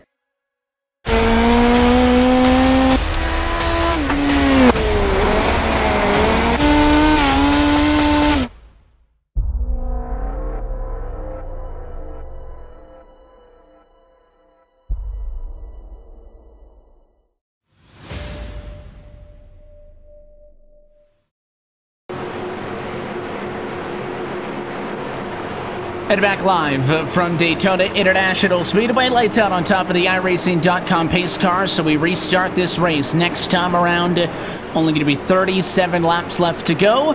And a big thing that we mentioned before we stepped aside is that we are good now on fuel to the end of this race. Does that mean the complexion of the next 30 or so will change compared to the previous 30 laps that we've seen? We will have to find out, but certainly drivers starting to run low on the quick repairs. We'll see if that'll cause some drivers to be a little bit more conservative throughout the field. The 14 machines on the inside of the front row, Trevin, but all eyes on a 5 machine here, and Jim Ott, who decided not to come down to the pit lane, so he might be the only driver who can't make it to the end. Let's see if he can stretch it out as well. Pace car down and in. Here we go. Back under green flag conditions. The green flag out in the air again.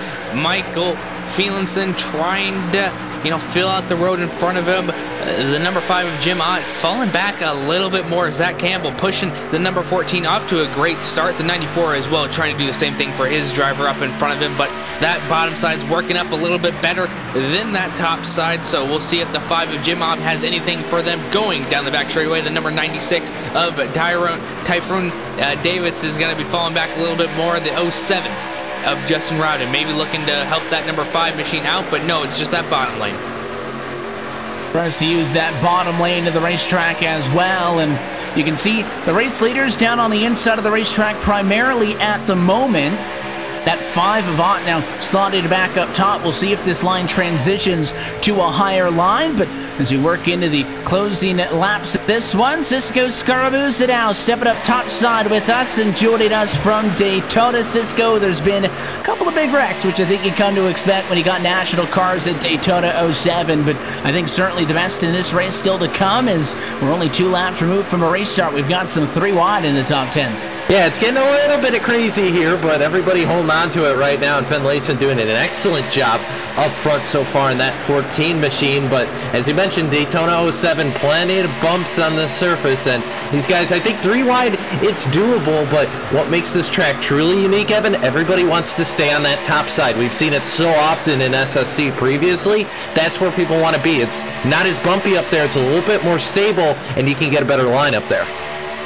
They try to use that better line to smooth their way around the racetrack the higher up you go, and it is a jailbreak for the first 5, 6, 7 cars on the outside of the racetrack have absolutely set sail and take it off. Brandon Howe leads the inside line. Brian Green's been behind him since the restart, so has that 32 of Evan Mellinson. They're not going anywhere right now, and they can't get anywhere. Look at the 06 machine. He's tired of sitting behind the 83. He'll go to the inside and said, I want to go. If you're not interested, then get out of the way. So they'll cut to the inside as another 4 or 5 cars pass them on the outside.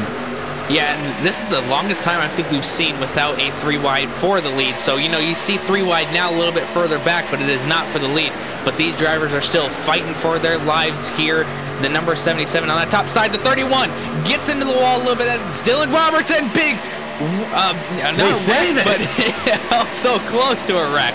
There's a big shunt up on the outside. This has been the 5th time we've seen a car just get stuck into the outside wall all on their own, and somehow that 4 wide wasn't catastrophic. Probably should have been, but we've gotten away with a couple of those tonight, and that'll really cut the tail off of this lead pack. It's now basically one big long line down the Daytona super stretch, except 1 car on the inside, and that's going to be no longer. So first time this evening, I think we've really seen it like this. The top 11 cars breaking away all in a single file line. And you saw Ryan Doucette in that Jasper Engine 77. He kept looking to the inside to try and get a little bit of a side draft, but just wasn't able to make things happen. He's jumped back to the top side now with Brandon Howe right behind him. You have that breakaway. Brian Hicks is kind of in the middle of no man's land right now. He's not quite at the pack, but he's not in the second pack. And there again, to the bottom, Doucette's trying to use the shorter line down there, and he's trying to jump ahead a car or two. You see this a lot of time in the Monster Energy NASCAR Cup Series, because these guys, they know if they can get to the bottom and get a little bit of a run, and if it pulls that car out of the draft just a little bit, you can slide up in front and basically slide job or steal that position, however you want to put it, away from the guy up top. And you see him trying to do it to the 5 right now, trying to make it happen. Remember, he's on 2. He's on those 2, trying to obviously make things up and try to get a little bit of life injected into his hopes to go for the race win in this one and try to get that race-winning prize. The top 3 drivers guaranteed a payout, plus an extra $5 bonus to the top Noble 5 driver, either a top 5 finisher from last year, a previous race winner, or a prior series champion eligible for that. But my concern with when we came down pit road, Trevor, was if people can now get to the end of the race and they know that pit stops aren't going to hold them back, are they really going to calm down? Doesn't that mean they're going to drive a lot more aggressive? The group up front, at least, has done that complete opposite and really gone the logical route. So far, knock on wood, yes, I understand how quickly things can get out of hand, but that line up front right now, nobody's trying to make it 3 wide. Nobody's undercutting anybody. They're certainly a lot more aggressive than I would be in those first 2, 3 positions all over each other on the straightaways for 1st, 2nd, 3rd, and 4th. That advise against that, but other than that, this is the biggest amount of teamwork we've seen tonight, as now that mutiny comes to the inside of the racetrack. It's Jim Ott, no surprise, and he's got the 77 to Doucette to help him. And that 5 machine, again, still on those 2 tires from that pit stop. So, these drivers still know that there's most likely going to be another caution, because there's 30 laps to the end of this thing. So, Daytona does cause a lot of wrecks here. So We've seen that tonight, and I'm sure we're not done seeing that, so these drivers might be just biding their time because they know that all the wrecks are not coming from the front of the field. It's coming from the further back, so I'm sure they just want to keep on logging laps, get further to that finish, and then they'll be able to fight for that finish, because if they are not there at the end of that thing, nobody's going to be able to fight for that finish. So, you know, these drivers are really just doing the complete opposite of what we've seen this entire time. But the number 5 is going to be trying to mix it up a little bit. That's Jim Ott, followed by the number 77 of Ryan Doucette, trying to catch that number 14 of Michael Felinson. So, you know, these drivers just continue to keep on fighting hard, and down on that bottom side, here they come.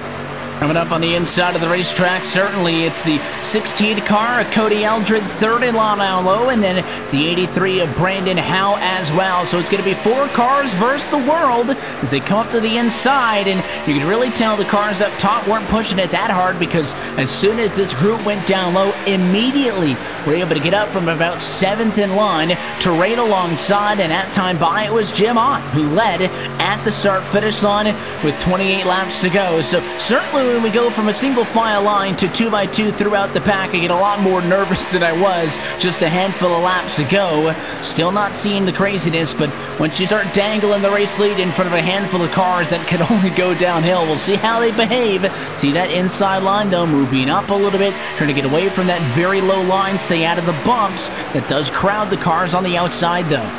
And Corey can kind of show it a little bit with the top-down camera. If we go to that, you can see just how unsettled the cars are on the bottom side. Yes, they're able to find a little bit more speed because the track's a little bit shorter down there on the bottom side, obviously. But you look, you come through the tri-oval right now, everybody's weaving back and forth out of line, but it's about the same. You go into the corner here, and you look to the top side. Look, the cars are a lot more stable than they are on the bottom side. You see the cars jumping around, bouncing around down on the bottom side. See, that's the weaving in motion. That's what makes the bottom side at Daytona 07 so treacherous. Yes, it can get you to the lead, but you have to be careful. You certainly have to be careful with what you're given, and these drivers have been very aggressive trying to defend the race lead, but at any other super speedway race, you're either on the inside or the outside, and the only defensive stuff you have to do is maybe move up or down a lane occasionally to slow it down. Here, you could have a car low, a car high, a car going in the middle, and it's just going to end badly, I think, if we see these guys block like they have been on several occasions tonight. It hasn't happened yet. The execution has been relatively okay, but I think, again, that we've gotten away with a few things this evening, even though we have seen a good amount of yellow flags thus far, that a lot of those incidents could have certainly been bigger. So the car count for this lead group is 15 cars, and then a straggler in Femi Olat, who's at 16th position all by himself, and then the last group 12 seconds off of the race lead is 17th at the back. 15 cars, not a lot to joke with, and some of them are 3 wide. It's the 07 car adjusted around and getting shoved back, and you know, one machine awfully tight that time by. He's not giving up though, and they're still 3 wide. Not giving up indeed. It's the 18's right in front of him. He's trying to find a way around him to get into that mix a little bit more. The 07 up on that top side. Oh, he cuts him off so close, and that could have been really bad, but you know, he's able to get it, and now he's trying to get to that number 18 of Wyatt Warner, using that draft ever in his favor, and you're seeing all these drivers scatter a little bit more ahead of him, and as Cisco was talking about, they go through such bigger bumps on that bottom side. It only takes one wrong hit on that right spot of the car to get that car sideways and cause a big wreck. We haven't seen that yet tonight by these guys, knock on wood, but these drivers are all trying so hard. Certainly trying as hard as they have been thus far, and right here at the start-finish line, we are 3/4 distance through the 6th annual I've Got Ballz 250. 75 laps now complete, only 25 laps to go. And drivers again running lap pace at about 45 miles an hour. I said at the start you'd be looking at speeds of at least 190. They've been a lot closer to 200 on the long ends of the straightaways. These K&N cars hustling in a big pack. Yeah, they are, Evan, and now you see some of the guys in the comment section are saying, telling the 5, you should side draft him, and that's trying to be what he's doing, but you saw Doucette nearly get into the 51 DuPont entry there, and nearly problems for those guys. You have to be careful, and the 5 going to get tight off turn 4. This is a very similar situation to what we saw with Ricky Stenhouse back here in July. You know, the car gets tight on you when you're running that low line, and you're trying to side draft. You might just do a little bit too much, and especially with the bumps here, you have to be be careful. Oh, there's going to be contact. The 16, the 94, Eldred, what a save so far. And there they go, the 83 of Brennan Howe into the outside wall. Tyler Head involved also. They slot it back straight away, and there is the caution flag. That was so close to being such a good save for Cody Eldred in the 16. He was a little bit too tight on the door of Brendan McGee, but they held on to it. The problem was the 16 was 3 wide. I don't think he knew he was 3 wide. He was still trying to get his feet underneath him, and he squeezes the 83 up into the 4 car. Yeah, so close to having such a save. It's so close, and you know, you just have one little hit and then your car gets a little bit sideways. We saw that happen. 94 with a great retaliation right there. Just a great save, way to get on his feet. The 16 was looking good for a moment, but that's the thing about this track. You can look good for a moment, but you hit a bump and it gets you a little bit more sideways. So maybe send this car just down just a little bit and had a car up on top. So it does bring out a caution, and that was one of those instances, Cisco, I mentioned we've gotten away with a few tonight. We've saved that kind of an incident about 3 to 4 times up until this point. Eventually, statistics just catch up with you, and again, anytime something like that happens in the middle of the lead pack, it can get really out of hand. So I'm sure all the drivers that were behind that are thankful that there were only really 2 cars involved in that accident. That could have easily been the big one. Yeah, it could have, Evan, and this comes down to a case where I think this is a worn-out racetrack. We've talked endlessly about the bumps tonight, but these are old cars too. I mean, we talk about this car was built off of the Nationwide car back from 2009. So, I mean, you know, with these cars bouncing around the way they are, it's a lot more similar to the racing we saw back during the Generation 4 days. You see the cars weaving around like that. It's not like the tandems we saw with Gen 5 or the packs and kind of, you know, single file line we saw with Gen 6. So definitely something to keep an eye on here. This race turning out a lot more like the Generation 4 days is everybody coming back down pit road. That answers the question as far as did the drivers take their fuel to the end, or do they want tires? And another mistake on the pit road for Michael Finlayson. Not to beat up on the guy, we're only watching him onto the pit lane so many times because he always comes down as your race leader. Not nearly as catastrophic as his last attempt, though. He is certainly, I think, going to lose the race leading position. And the drag race off of the pit lane, it is going to be the case. He'll be 4th off of pit road. Nicholas Doucette is the first driver back out onto the racetrack for tire call for your race leaders.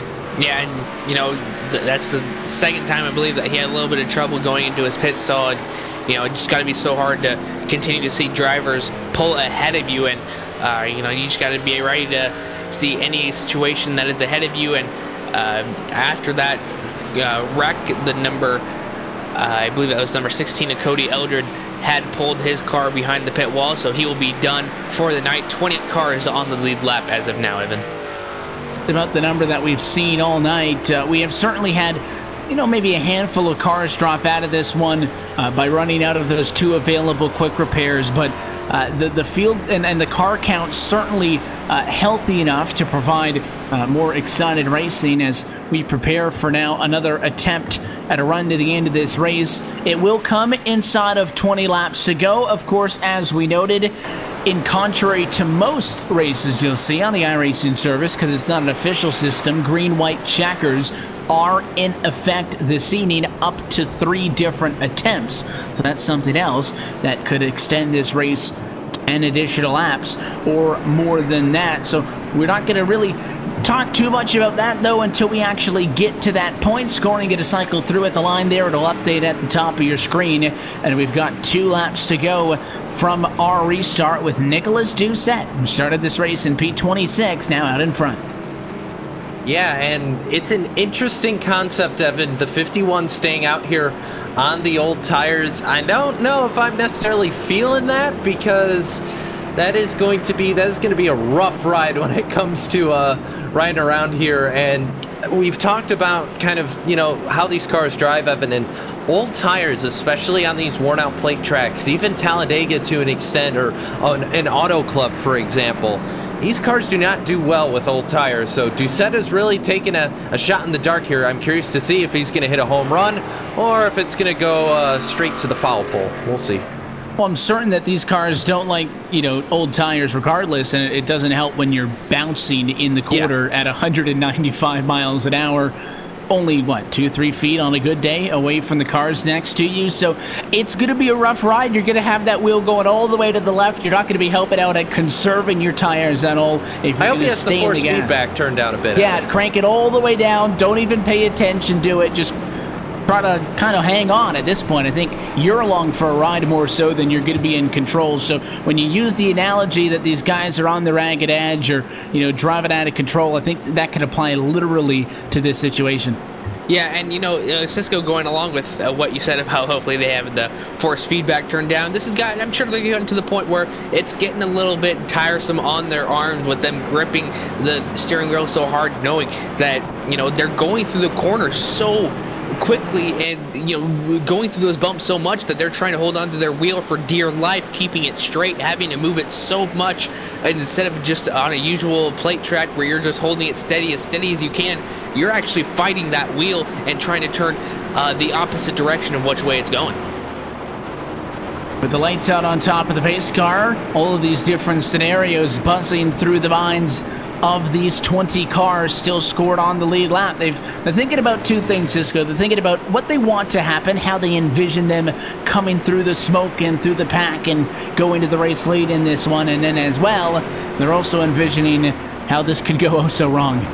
I don't want to start envisioning that, Evan, because I can tell you how this could go wrong, but I don't think the rest of the guys in the pack want to hear it, so I'm not going to go there. But we're on a tape delay, though. They by the time they hear it, they might have already happened. Yeah, but either way, saying it, we don't want to jinx anything. So let's just say, Nicholas Doucette, pull those belts tight just a little bit more, because hold on, brother, it's going to be a rough one for the next, I'd say about 15 minutes or so. We're all going to be biting our nails, that's for sure. Yeah, they're going to be coming for him for sure. It is going to be Nicholas Doucette, Zach Campbell, side by side on the front row, coming to the green flag. Jim Ott, Michael Finlayson on row 2, Wyatt Warner and Tryphon Davis on row 3, Ryan Doucette, Evan Mellons at row 4, and then Aaron Smith and Brendan McGee on row 5. Again, full running order up at the top of your screen. The pace car down at end, though. 19 laps still to go from Daytona. It's a lot longer than you might think as the fifth dude, Nicholas Doucette, looks to hold them all off as we go back under green flag conditions and get to the gears of the race to turn number 1. Here we go, the number 51 and Nicholas Doucette. We'll see how those tires work on that bottom side with Zach Campbell right next to him, getting pushed pretty well by Michael Finlayson, and the number 96 right behind him of Davis. So the number 5 of all problems around 94. Brendan McGee gonna go around. The 11's on his roof, and I guess we jinxed it, Evan. I'll put that one on you. The 11 car is the one who gets the big piece of contact, but that was certainly a big one. Second we've seen on the night, I think 3 cars in that one ended up on their lid, and if the 07 machine adjusted around, and I don't know what you were expecting to happen. We've seen cars go 3 wide, but we just went green. He goes to the middle. He's trying to make something work. He's running back in P12. He feels like at that point he is not in a position that he can fight for the race win, and he just nicks the 70 on the way by, and it got ugly in a hurry. I'll say that we don't have enough of a tape delay, I don't think, because unfortunately got jinxed. But, it's really exciting, but unfortunate to see the 07 get involved in that one. We've seen him up in the middle of that and everything, and Lord, that was a massive wreck. See those cars limping to pit road? For their sake, I hope they have one of those quick repairs maybe still available, but I don't think drivers have any thoughts of the word conservative or conserving energy into the latter stage of this race. I think that 3 wide right at the blink of an eye was kind of proof there that it's gloves off. Yeah, and I've been looking through this field, Evan, to see who's going to have something left at the end of this thing. I like that car a little bit in the back. That 9 of Brandon Lawson's been kind of hanging around. I've been watching a little bit even before I was able to get here and get on the mic. He's been hanging around kind of all day, and right now sitting in that 9th position. Don't count out that Dodge entry. He's been hanging around, but he's been lurking. I think we could see him maybe work his way up to the front. Might almost be better that we haven't talked about him. I mentioned that I've been pointing out all the mistakes Michael Finlayson's been making just because he's leading the race. So we're looking at him to come down pit road. So when he makes a mistake, it's the first thing that we see and we point it out. So there may be a method to that if you're not up front drawing everybody's attention like Wofford and those guys were doing early on, it's not necessarily the worst thing for you.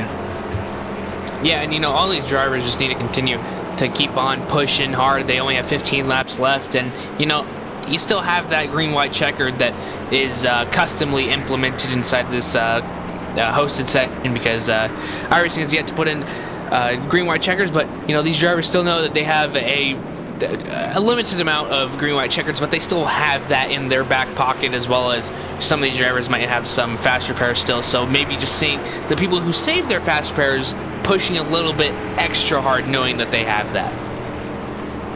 Certainly the incentive is there to try to make up for maybe what you haven't done in the 84 laps that have gotten us to this point in this race. And of course, again, I said it at 19, and I don't know what the number will be. Could it be closer to 14 or 13? But this is going to be a long 13 laps. We talked about that short early run of the race where we nearly went that distance in less than 5 minutes or so. It is going to feel like a lot longer than that amount of time. Not because, of course, when you run under yellow, obviously, it takes a lot longer time to get around the racetrack. But I got to think that with all of these stops and starts, these drivers are having trouble kind of forming some relationships, having a driver, finding somebody to work with them. They're kind of getting out of that groove a little bit, which is why I think it looks choppy when they get back out there. Well, Evan, I kind of equate it to, and he's not here tonight, but if he gets a chance to watch the broadcast, he'll laugh a little bit. Back when I used to drive, way long, and that's when dinosaurs still existed, in case you didn't know. Throwback Thursday, so go for it. Yeah, exactly. But me and my old buddy Brandon Monsivice, back when we first started driving and stuff, he and I were in a race very similar to this, same cars, same sort of deal. Actually, no, it was trucks, but nonetheless, it got to the point where with 20 to go, he and I were kind of teammates throughout the race. You want to have that guy with you towards the end of the race that you could trust, that you'll be able to work with. The problem is, this isn't the truck. You can't sit on the back bumper of these cars and push because you don't have that matching bumper and back end of the car to be able to push. You can't just sit there and tandem these cars, especially at Daytona 07 as well. So these guys, you want to have someone working with you, but you want to have more like 3 or 4 guys if you can have it, because it's going to make your life a whole lot easier. With that being said, though, Evan, once you get to about 5 laps to go, that all is going to go out the window anyway. You just want to go out and win. This is a one-off race. It's an annual race, Evan. This isn't for points. This isn't for a league. You want to go out there and win. Yeah, listen, nobody's going to... I mean, somebody might come down to pit road with you post-race and say, listen, you were in P5. I really appreciate that you didn't make it 5 wide coming to the end of the race. They might say that, but it's not going to show up in the record books. We got the information for this race, and we've been pointing out some of the past winners. You're not going to get on the list with the Chris Overlands, the Blake Reynolds, the Evan McLansons, the Brandon Monsivices, and the Justin Wilsons of the world by just sitting back and hanging out. Sorry to tell you, there's no points for second, third, fourth. You do get some money if you get second or third, but I think if you're that close, you would be disappointed with being that close to the race win and coming up a little bit shy. But certainly there is a noticeable lack of consolation prizes for not executing, which is why, again, you throw caution to the wind and you get that tunnel vision in those final 5 laps. You really don't care who's next to you. You really don't care who's behind you. If you're not leading this race, you're going to be looking straight ahead and trying to find a gap, even if sometimes it's not necessarily there. Hey, Trevin, this is why we have 3 attempts at a green-white checker. Exactly. I mean, there's really nothing else that you can put past these guys. Evan said it perfectly. Money makes people do little strange things, and I'm sure we're not done wrecking just yet. Cisco, I'm excited to see this finish. It's going to be a good race, man. Been good. We've seen a lot of action tonight, of course. The 3, the 4, 5 wide at points. It's been exciting. And if you're a fan of some of the spectacular, we've had a couple of cars upside down. Hopefully no more, but fate at Daytona is a pesky thing. The restart is going to come 14 laps to go by the time we come back around the next time, and we are starting to see these incidents take a toll on the amount of cars that are still in this race. We're down to 20 on the lead lap. and I believe the total number of cars still racing is down to 23. Braden Habermail, who went down 12 laps at lap 3 after disconnecting from the session, has made up 6 positions since then by just driving around 20 laps down and passing cars who don't finish this race. He cannot pass anybody else besides Steve Bonesteel, who is out of this race in 23rd, so Habermail could get a 23rd. Again, he doesn't really get any points for his effort, but I'll give him a tip of the cap for sticking through this one all night long and racing for everything that he can at the back of the pack. Really, unfortunately for him, never had an opportunity to give it a good shot after he qualified on row number 6 of this race originally. Lights out on the pace car, though. We get set to do it again. You got to pull those belts tight at least one more time. Is the field going to be in the hands of the O2 of Zach Campbell? And it comes into the restart box. It's always a quick start. Green flag back in the air. Dead even they come to the green flag. O2 of Zach Campbell working on that bottom side with the number 14 of Michael Finlayson. We've said those names a lot tonight as they've been up towards the front a lot as well. The number 5 of Jim Ott right behind them as well. The 51 of Nicholas Doucette trying to hold on to that outside position, while the number 96 Davis is knocking on that back bumper. Knocking on the back bumper, hopefully at this point, figuratively and not literally, as we talk about how those bumpers don't line up down the inside, and kind of scaling that yellow line on the inside of the racetrack's the 32 of Evan Mellinson. He'll get up alongside Jim Ott's entry, and it kind of stalls out the 5, I think, from going down low and following the 14 like he would have liked to. That was an interesting line there, Evan. Luckily, we don't have to worry about David Hoots making any calls here. That's still fine. It's still fine. Mellinson's not going to have too much to worry about. The UPS Ford, I guess, as it were, looks more like a Chevrolet to my eye anyway, but they're 3 wide right there in that middle. The 4 is trying to make it work. Tyler Head trying to make it work, and Finlayson now going to pick up that line kind of in the middle and up into the outside. The pink card's going to be able to hold on to it there, but getting all sorts of sketchy. Time's kicking down, Evan. We got to go. And it's so difficult once we get into the situation we're in right now to just back off and settle down. Everybody's on the ragged edge. If you lift, you're going to get passed by 4 cars, and it might just make things worse than they already are, which is why it is kind of a race to the bottom, if you will, of how crazy you can get and how bad you want to win this race. 3 wide center of the pack. It's mainly the outside line in the 96 car of Tryphon Davis going the wrong direction. He loses 5 positions the last time by as Finlayson gets the push by the 4 of Tyler Head to the race lead. Brendan McGee on the inside as well. They're squaring up against Zach Campbell and Nick Doucette, who are outside.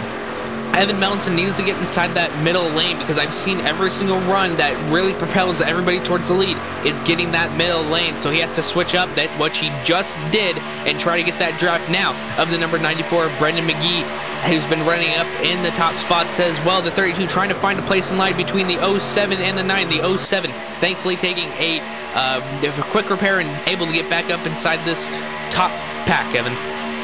Trying to get up into the top pack and at least stay in contention. Right now, really, everybody but Jose Salas Jr. in 20th is in this lead pack, but certainly, I think at 10 laps to go, you need to start making progress. You got to, if you're way back there, at least top 15, and then you got to get top 10. You got to get top 5. You got to start to make those moves. It's always possible, but you're probably not to go 17th the first on the final lap. So I would try to go forwards now. 10 laps to go. This time by, no 3 wide for a moment. More cars on the outside than there are on the inside at a turn 4. Yeah, and Evan, there's so much parity here. We talk about in baseball all the time. You got to get singles to win baseball games. You can't just sit out there and hope you're going to get a home run. Unless, of course, you got Joey Bats, but more on that later. But Finlayson, nonetheless, has found that inside line and being able to make it work and work the side draft, and nobody's been able to get past him yet. I mean, the 4 at this point, Tyler Head has looks like possible issues. Yeah, 32 going to go on the wall, and Jim Ott is slowed down as well. Yep, there's the caution. They hung on to it. The caution is going to come out because it classifies as a multi-car incident. It all started with a 32. It was the 07 of Justin Rowden, should say, who got into the 32 of Evan Mellinson, who sideways a huge smack to the outside wall. And again, all those cars were able to keep on going, but it does classify as an incident, and race control has the ability to throw a caution flag for that kind of an incident, so they do so as we were approaching 9 laps to go, and well, buckle up. That means another restart on deck, and for as crazy as that one went, Trevor, right out of the gate, surprised they went that far, but there was good stuff up front. Your race leaders were aggressive without being too crazy, and that might have been the final bit of that we saw. Yeah, and the 07 was just innocently following the number 22 of Femi Ott. So, you know, it's just an innocent thing that happened. He just followed him, and Femi Ott kind of moved up a little bit, and the 07 did the same thing, trying to get out of his way, trying to follow that draft a little bit, and just got up in that 32. He got up into the 32, and it's such a tough break for somebody like Emelin Cisco, who has been up front all night long. When I talk about Finlayson, we talk about Doucette and McGee and Brian Green and even Femi Olat as well. Those drivers have been up front all night long, and you hate to finally have that ruck run out on the 9th caution of the night as opposed to getting it out of the way early and wrecking 10 laps in. It is quite anguishing for your race to go as well as it does, and then for it to end right there, but we're going to have a restart, Evan, and not a green-white checker one, so there is a possibility we can get this in under the scheduled distance. However, they'll have about, I'd say, 4 laps or so to make it happen, maybe 5. A lot of laps. From there, yeah, yeah. If we can't do that, then we're going to overtime. So this is. It's interesting because if I'm Michael Finlayson, Evan, the traditional logic on iRacing goes, if you have less than 5 to go when you take the restart, stack everybody up because you want to cause the wreck and the race will end under yellow. That's no longer an option here. And it's not a, we'll get 1 attempt at a green-white checkered, we'll get 3 attempts. So if I'm Michael Finlayson, I'm almost thinking it might be worth it to me to try and hopefully have the restart go as planned, because that's less restarts I have to worry about and less of a chance I'm going to lose that lead. And we're seeing more leagues do that where they have those manual green-white checkers because, again, in the service itself, not a thing. This race, you know, if it was scheduled for 100 laps, that's it. Now, the workaround is they've added some additional laps to the end. We are racing to lap 100, but we will still have the benefit of the pace car controlling our restarts if we do go in the green-white checker territory, because a lot of leagues are able to do this now, and it's an increasing thing. We're seeing it here tonight. We see it on Sundays and Wednesdays with our friends at the Championship Esports Association with their trucks and short track series as well. So for a lot of the drivers in this one, Trevor, that's not something that they normally race with. If you're in a series and you race on a weekly basis, it's not a thing. So if you're Finlayson, you bring it down to a real slow restart. If they wreck, listen, I didn't cause them to wreck. I might have helped, but it's good for me. I pace to the end. That is not the case. And just looking at the way this is going to set up, I'm thinking that getting 2 laps at a green-white checker is a lot more likely to happen than us getting 4 laps to the white flag by the time we go back green. Only time can tell. It's absolutely true. But we've seen we've seen this song and dance before. I'll say that. Yeah, absolutely. You know, sometimes 4 laps might not seem like a lot, but here, especially at a 2.5 mile track, it's a long time for these drivers inside the seats, especially when you're in the middle going 3 wide or 4 wide, even 5 wide sometimes. It's just going to be an absolute insane run all the way to the finish, and I'm just going to say that we're not going to go all the way to that finish green until a little bit overtime. Depends how many laps exactly we are going to get right now.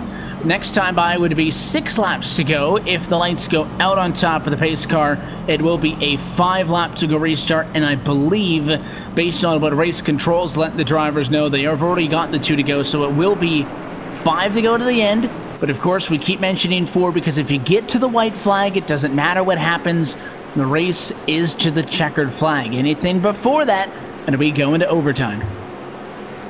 And if you're Zach Campbell, if you're Tyler Head, you have to start planning now. If you got any friends behind you to work with you, and I'm not going to say because I don't know, Evan, but the 4 and the 51 are both running DuPont schemes, and they're both running the same number font. So I'm just saying there might be a little bit of allegiance. I don't know yet, but I would assume those two are working together. If not, you find someone near you that you can, at least be able to tip off and be able to go over a game plan with. The other problem is when I look through our server here tonight, everybody's in the same room, so you got to do that through iRacing's chat. Otherwise, you're just going to be in the main chat. I'm not hearing a whole lot of anything on main chat right now. So let's see what can happen here. Cars doubled up here, ready for the restart. The interesting thing is as well, because this isn't one large league, with all the drivers competing, that is, they don't race with each other on a week-by-week basis. You don't necessarily have designated teams. Certainly drivers register with each other, and I'm sure 95 laps ago you had a master plan where you and your buddies were going to be able to get up to the front. But one thing we talk about at plate tracks is communication's a big thing. Drivers are not in a bunch of individual radio channels. The drivers are either in the race channel, in the server, which is pretty quiet at the moment, or they're also in one big radio channel as well. So you can't really just whisper to the guy behind you when you want to go, what you want the moves to be. So everybody's locked in and time to put your game faces on. Exactly, and you just have to know which guy you can work well with. I mean, it's a lot of people, and of course, as you said, Evan, you have a game plan at the start of this thing, but it's a race. A lot of things change, and just like anything else, you have to call an audible, and it's just a different race over 100 laps, and with 5 to go, we're not done seeing some good racing. Pace car in this time, Michael Finlayson, Zach Campbell, side by side on the front row, looking to go to victory lane. These drivers fighting for what would for both of them be a first career win. In the Got Ballz 250, this race has happened for the last 5 years and has never seen a repeat winner. We see the 6th different race champion in 5 laps time. And is this going to be the final restart on the night as well? Pace car down and in. Green flag flies, 5 to go in the IGB 250. Everybody doing so good so far. Still getting a little bit of accordion effect, but they're still spreading out like, it's the opening laps of this race. The number 32, just as I say that, working that top side in, trying to get some positions back from his previous incidents, Evan. Yeah, certainly trying to, as well, put those behind him and focus on what you got. If it's a clean race car, good. If it's a little bit beat up, you can't do much about it now. We're starting to see the 3 wide. There's very little room with Evan Mellenson on the outside of the racetrack, forcing it 3 wide on the outside of Ryan Doucette. That's the problem area to keep an eye on. In front of them, still 2x2 and A-OK for the moment. Now it's the 07 car making the 3 wide. It's Justin Rowden. Yeah, Mellenson tried the old Kyle Busch jump to the outside on the restart and pass him on the outside trick, and it sort of worked, but now he's kind of getting caught up in traffic, so the 3 wide not quite working for him as he wants. Only 2 cars left up there, him and Brandon Howe in the 83, who's clear to the bottom. So at that point, he could leave them or try and stay with them. Nope, they're going to single file out here, kind of in the back of the field, so just 2x2. Now at the front of your field, right now it's all Zach Campbell in that 02, but here comes Doucette up on the outside. Nicholas Doucette trying to make it work in that 51. And 2x2 is workable, but how long till the 3rd and the 4th and the 5th cars in line say, I can't win the race from back here, let's make a new lane. We'll see if we get to that point this time around. Going to be 3 laps left to go from Daytona, and the 51 and the 14 have been really leaning on each other. The 51, I should say, are really leaning on each other's doors in that number 2 position. I think Doucette wants a little bit more out of the 06 of Brian Green to get the outside line working. That was the preferred lane not that long ago, and it's getting beat out by the inside line. For the next time by, 2 laps to go, and still a lot of contact and rubbing up front, but so far so good. Yeah, and all these drivers had been running up top side towards the beginning of this race, but now that it's come down to the wire, you're going to take the shortest way around, whether it's bumpy or not. So you're seeing a lot more guys migrate down. The 4 gets into the 51, 3 wide. Now 06 in the middle, 51 with a great save, and the 06 is up and over. Caution, we are going to overtime. It's going to be overtime, and it is Brian Green who was up and on his lid. Caution flag is out, and the 94 was the car that got into him, and you could hear Brendan McGee say over the radio, I just kept pushing up, but the replay will show us here, Cisco, as we get a second look, that the 22 car behind him in line of Femi Olat is pushing on his bumper. That's why the 94 is going up the hill. He essentially got moved out of the way, and the 94 then comes up on the 06, and that's where the contact comes from. Yeah, it got real bouncy there for a moment, and I think that's a case, Evan, where you're coming at 2 to go, your foot's to the floor. If you're Femi Olat, you're probably not going to lift here. So honestly, kind of a racing deal. I mean, we were coming to the end of the race, we know, but with that, overtime is now in effect here, so it's time to see who is going to survive. And it is going to be standard procedure. Sometimes when you get green-white checker scenarios that race admins manually control, it's a 1 lap and a restart. But again, because of the way that this race has been formatted, we are still under the guise of the pace car. So you are going to have to wait those 3 or 4 laps before we do go back under green flag racing conditions for the restart. So it's not a quick caution scenario. Pit road's open. Nothing changes there. If you want to come down, your race leader's loving that track position. Don't even think about it. Most cars will stay up on track.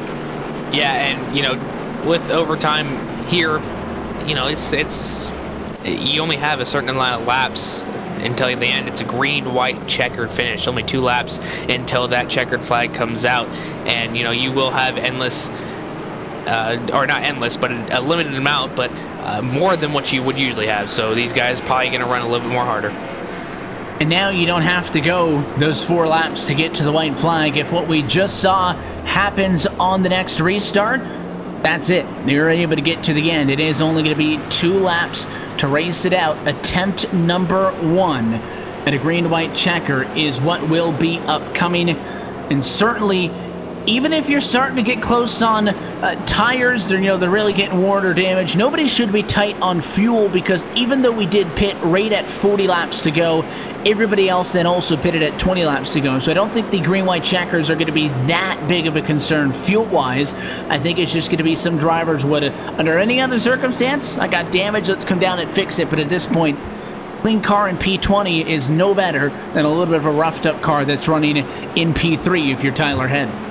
At this point, Evan, if the car drives relatively straight, you can do it with a little bit of toe damage if need be, but more importantly, as long as you still have the horsepower and the car can do decently well in the draft, you're probably going to be fine. But any car, I think at this point, if you've sustained even a little bit of motor damage and you just can't make it happen in the draft, it's going to be hard to make it happen on overtime.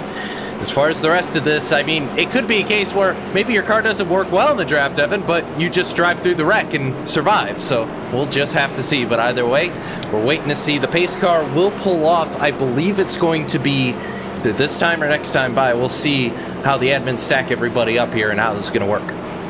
The light's still on top of the pace car, so what we'll do is take a quick opportunity to step aside as we get set for a green-white checker finish.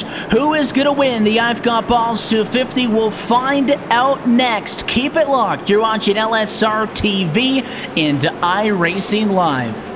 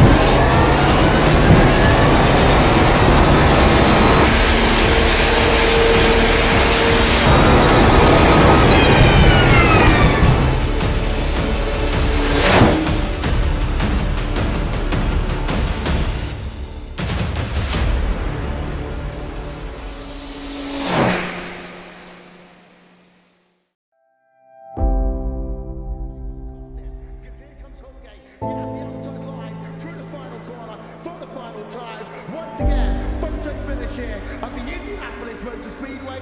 Will it be Tim Hogan? It's going to be Christopher DeMeritt at the line.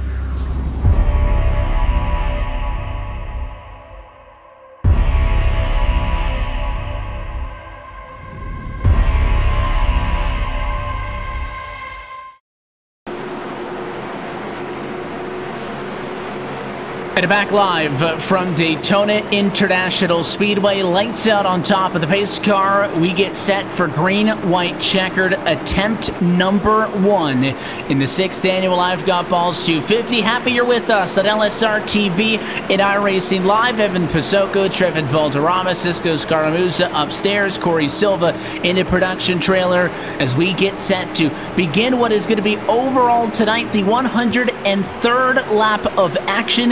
This is attempt number 1 of a possible 3. If we don't make it to the white flag without an incident, we reset and we do it again. Pace car headed in. It is old Zach Campbell in the O2 as he tries to hold off the other 19 cars on the lead lap. Green flag in the air, 2 laps to go at Daytona. Nobody waiting around, everybody wanting every single position that could be handed to them. The 32 got into the back bumper of the 31, but so far so good. Evan Melton really not wanting to wait around. The 0-2, Zach Campbell taking the lead on that bottom side. We'll see how many people go to that bottom side or if there are people on that top side, and even if we do make it to that white flag. And it's only 2x2 at the moment. The inside line's got a 1 car length advantage. And look at the 4-way to the inside of the racetrack. Tyler Head gonna force his way to the inside of the O2. We are 3 wide, 2 rows deep for the race lead. Only seconds from the white flag. That's one way to do it, Evan. The JJ Haley, Tony Stewart way to jump to the bottom side, but it looks like they're going to make it right now. Heading to the tri-oval. White flag is in the air. This race will be official. Who's going to make it?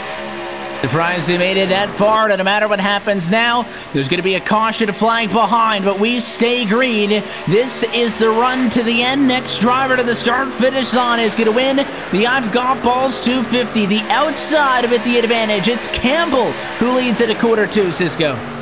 Yeah, it's going to be up top. Campbell's trying to hold him off. The 22 of Femi Olat's right behind him. Tyler Head on the bottom side, but it's 3 tandems racing for the lead. And the 22 also going to slide down, so it's a 2-car length breakaway. How loyal is Femi Olat going to be off of the final quarter? Here comes the 14 trying to go high. The 22 to the outside. A side-by-side race as they wreck behind them. Olat's going to spin on the block, and it is on the outside. The 22 of Femi Olat makes that late move at a 4 and wins the I've Got Ballz 250. That was a phenomenal finish. We had cars going everywhere. We had people just trying to pass every which way there was to pass. Just fantastic way to end a fantastic night of racing. Free for all, yellow line doesn't mean a whole lot, and we'd only see maybe 2-3 small attempts on that kind of a maneuver all race. But you knew at the end it would be gloves off, and there's a lot of wrecked race cars that came at a turn 4 in one piece, didn't make it all the way. Yeah, and it was real close there. I mean, Evan, those cars were basically touching there at the line, and they were able to hold on to it. So a heck of a piece of driving by everybody involved. And Finlayson was close, but Olat was able to hold on to it just barely. Caterpillar car's going to end up in victory lane.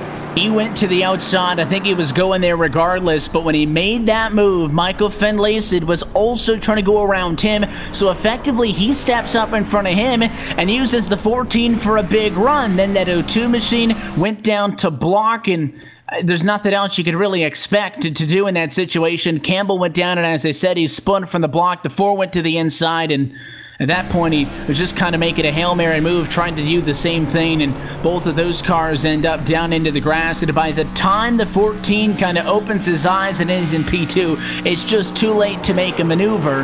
He was able to hang on for a second, but Femi Olat did the work down the back straightaway, pushed his drafting partner to the race lead, and then took it all away from him.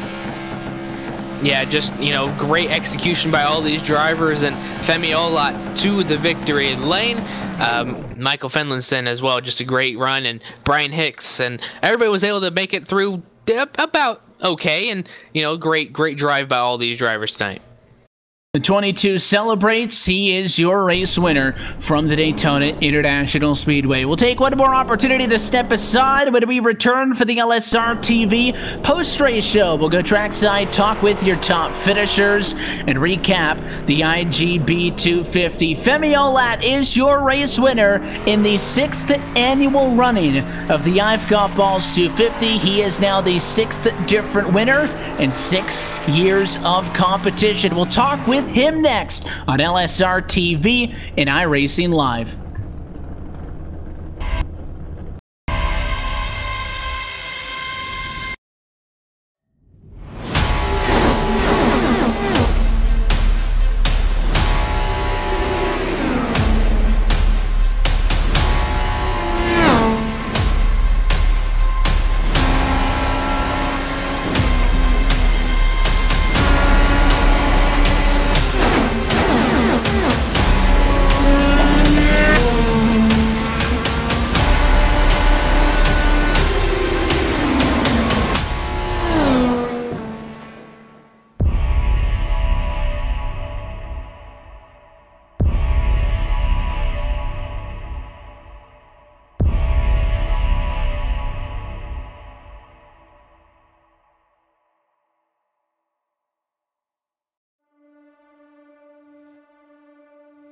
When I was 16 years old, I was working in a Goodyear tire store, and my boss actually built an old dirt car, street stock Monte Carlo.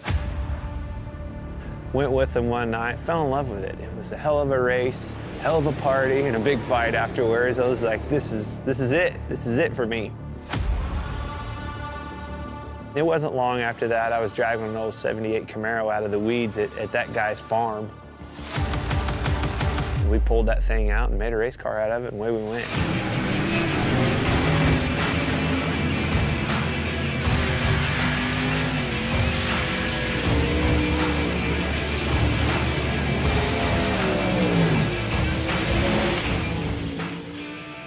You know, I think a driver has more to do with the equation going back and racing dirt, whether it's a modified, a late model. You can do more with the race car. You know, the harder you drive it, a lot of times, the better it goes. You can crawl up on that wheel and feel like you made the difference at the end of the night.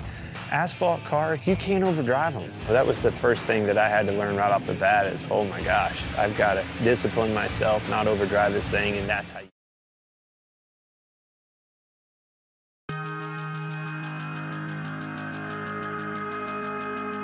And we're back live from Daytona International Speedway that just saw 104 laps of action in the I've Got Ballz 250. A little bit of green and white checker necessary to get to the end of this one, but in an exciting result, it is the 22 of Femi Olat who heads to victory lane. As we bring it back into the LSRTV booth, we'll go trackside, talk with your top finishers in just a moment before we take a look top to bottom at tonight's LSRTV full race results. Number 22 comes home with a victory lane. He is able to beat out Michael Finlayson, who comes home second, and the 18 Michigan Wyatt Warner third. We will be trackside with all of them momentarily. Brendan McGee and Tyler Head just missing out on the podium, but still great results as they come home in positions 4 and 5. Dylan Roberts with a P6 result in this one. Zach Campbell comes home 7th. Aaron Smith the second is 8th position with Ryan Hicks and Evan Mellinson rounding out your top 10.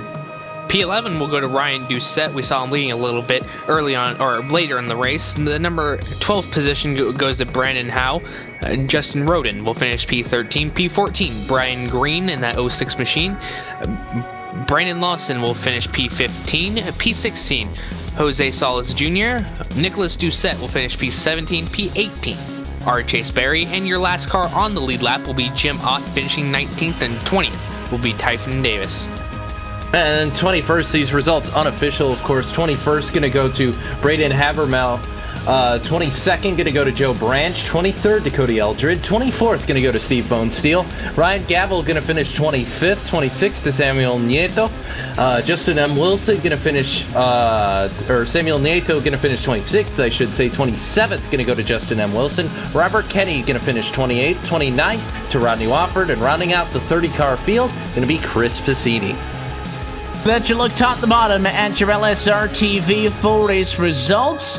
We go trackside with your race winner tonight from Daytona. It is Femi Olat who comes home on top of the 2018 I've Got Ballz 250. We're trackside with the driver of the number 22 machine. Femi, congratulations on the win. This race, always a marathon.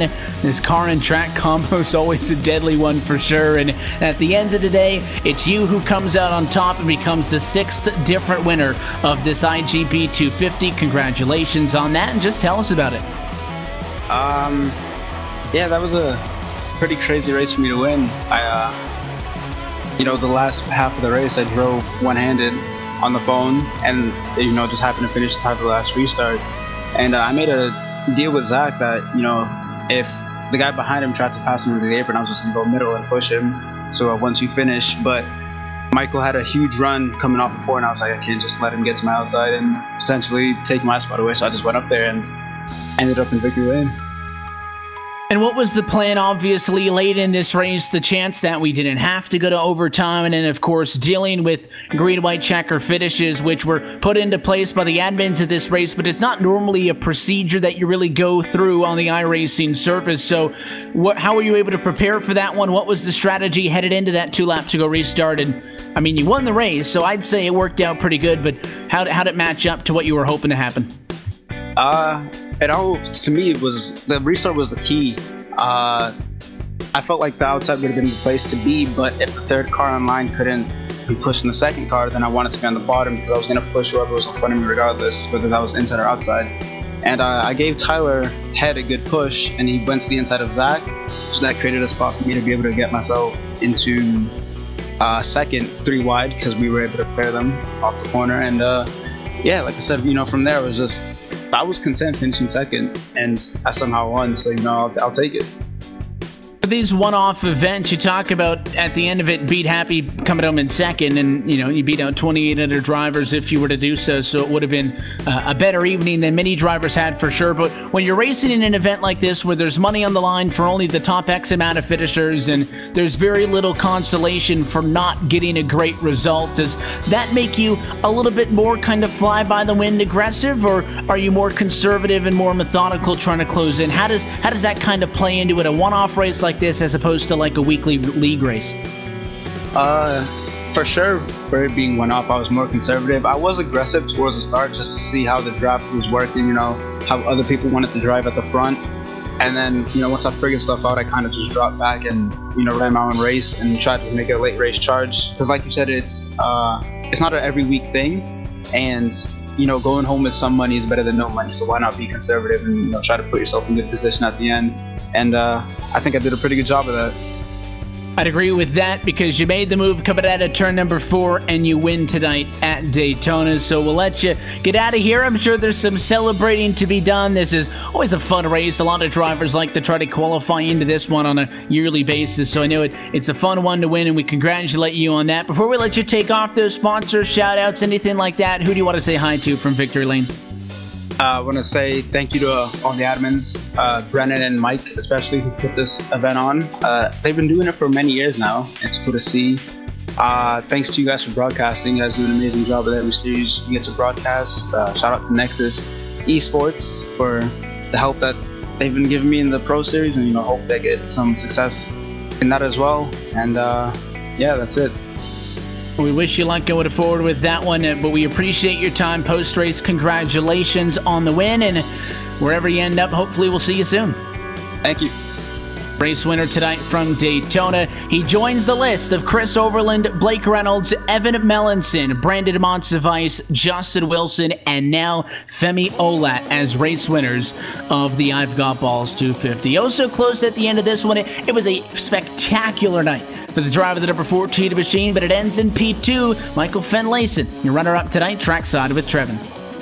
Ever so close to the finish line. Number 14 of Michael Finlayson in on pit road tonight.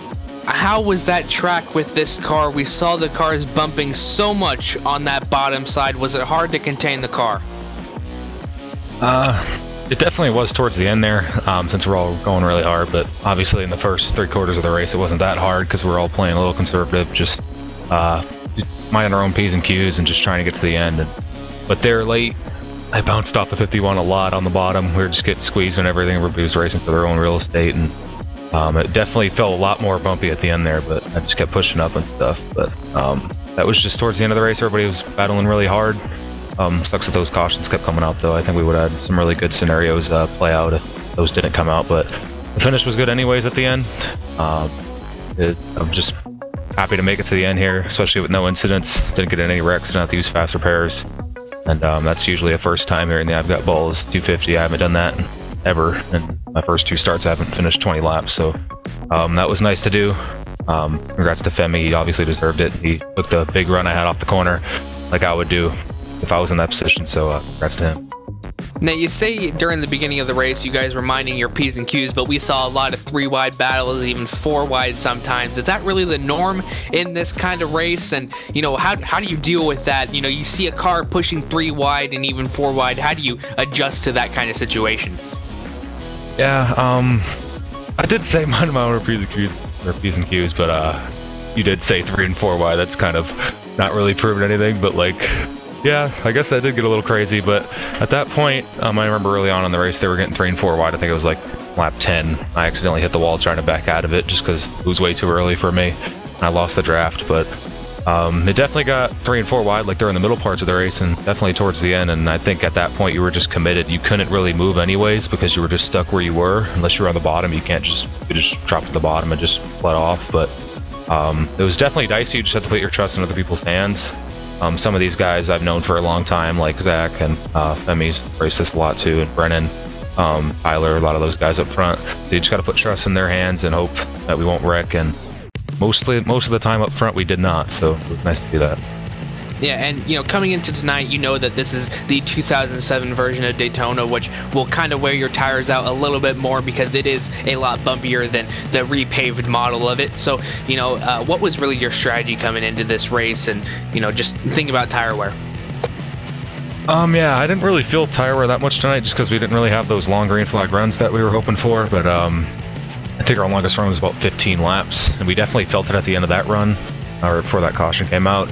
But tire wear wasn't that bad, especially like early on, but like usual, like you'd think here at Daytona 07, but I feel like if we did get long runs, you definitely feel it after about 15-20 laps. But like I was feeling it after about 10, and admins are coming over saying just be aware of drifting up off the corners and stuff. You definitely saw that at the end of some runs, and drivers having to manage that, so you definitely had to take that into consideration.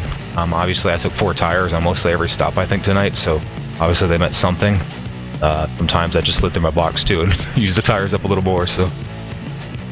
Yeah, absolutely. And you know, before we let you go and enjoy your prize money, is there anybody that you'd like to shout out, any sponsor shout outs who gets the job done for the number 14 machine? Tonight I was just running a throwback Bobby Labonte scheme, Noble 5 scheme, so I got to thank my professional side sponsors, Mobile One, Sunoco Racing Fuels, New England Racing Fuels, Bassett, all for being with me for a few years now. Thanks to you guys for broadcasting, it's always a pleasure, and thanks for Brendan for helping put this event on. It's been a lot of fun. I believe that's it. All right, thank you for your time and congratulations on your second place finish. That was number 14 of Michael Fenlinson. Now on to the third place finisher with Cisco Scaramouza down on pit lane. Yeah, caught up with the 0-1 of Brian Hicks, and well, iRacing didn't want to believe that you finished third, but you did, Brian. And coming to that last restart, you started back on row 4, and you finished third, so not a bad net gain for you there. Walk us through that last restart, man. Yeah, actually, I mean, as bad as it is to say, I got caught up in one of them late race cautions when nobody was pitting and I had to, so that put me on 4 tires, which allowed me to make some moves that some of the other guys wasn't able to make without pushing up. So that gave me some leeway to kind of make the moves that it took to get back to 4th or up to 3rd. And then I hooked up with the 14, and I mean, one more lap, me and him would have had the front, and they wasn't going to touch us. I mean, the outside, we seen what the middle was doing the whole race, and I think me and him could have been able to do something had we had just a little bit more time. Yeah, we saw the outside was kind of the safe line, and that middle line was really where you were able to go when you got stuff done. If you had the opportunity to redo the restart again, was there anything else you really could have done to get to the front there? No, I don't think so. I struggled pretty much the whole race on restarts. I mean, I'd have a good restart and get up on the back of the guy in front of me, and I'd have to let off, and then it's like getting into 1 and 2. All them guys ahead of you up to speed, and without help, you're fighting to stay with them. I mean, I had to have somebody behind me the whole race to try to keep me with the guys in front of me. But I mean, once I was there, I was fine. But them restarts was killing me. I mean, there wasn't. I don't think there was anything I could do if I did it all over again. Well, still a great result for you here. 3rd place, last step on the podium. You start from 14th and finish up there. So I'll give you the opportunity. Anyone you want to say hello out there to tonight? Yeah, I'm gonna thank my crew chief, Jacob Bass, and my sponsors, Old McDonald Fish Camp. I couldn't do it without these guys. All right, well, that's Brian Hicks. He'll finish 3rd in the Go Army Chevrolet. Brian, congrats, and we'll see you around. Thank you, bud. That'll do it, Evan. Top 3 here from Daytona 07, and what was, well, it's just another edition of the IGB 250, really, at the end of the day. Another chapter into the books, and I think at the end of the day, it had all of what we expected to see for certain. Of course, we said it at the beginning, Daytona 07 is a tricky track. You take these cars anywhere else, I'll jump in them. They are a ton of fun to drive. You're not getting me in these cars on this racetrack. It's a rough go at it, Trevin. Certainly, we saw the accidents, but we also saw the thrilling moments, the great white checker finishes, the 3 and the 4 wide. It was a fun night of action. Of course, big thanks to all of the drivers for competing in it, everybody for tuning in, and a lot of fun as now the 6th different race winner in 6 years. Still yet to see a repeat winner in this race.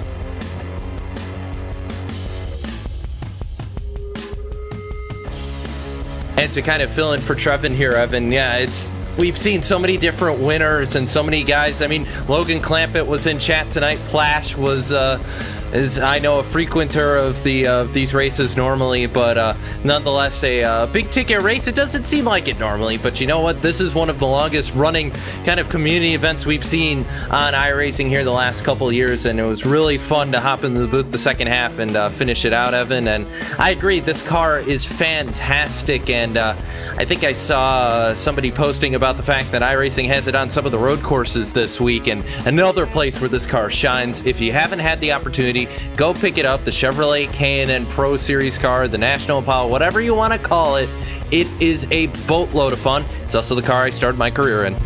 And we've had a couple of these special events here on LSRTV and iRacing Live, and we hope that you may join us the next time one of these events makes it across the airwaves and on iRacing Live. Until that next time may become, though, that is it for us here tonight from Daytona International Speedway. It also ends up our calendar for this week of broadcasted action, but we'll be back with you on Sunday to get another week kicked off, a little bit of a shorter week next week compared to what we had this time around, but you can find out the next time LSRTV will be here on iRacing Live. Go to our website for that full upcoming broadcast schedule at livesimracing.com. Of course, you follow us on social media.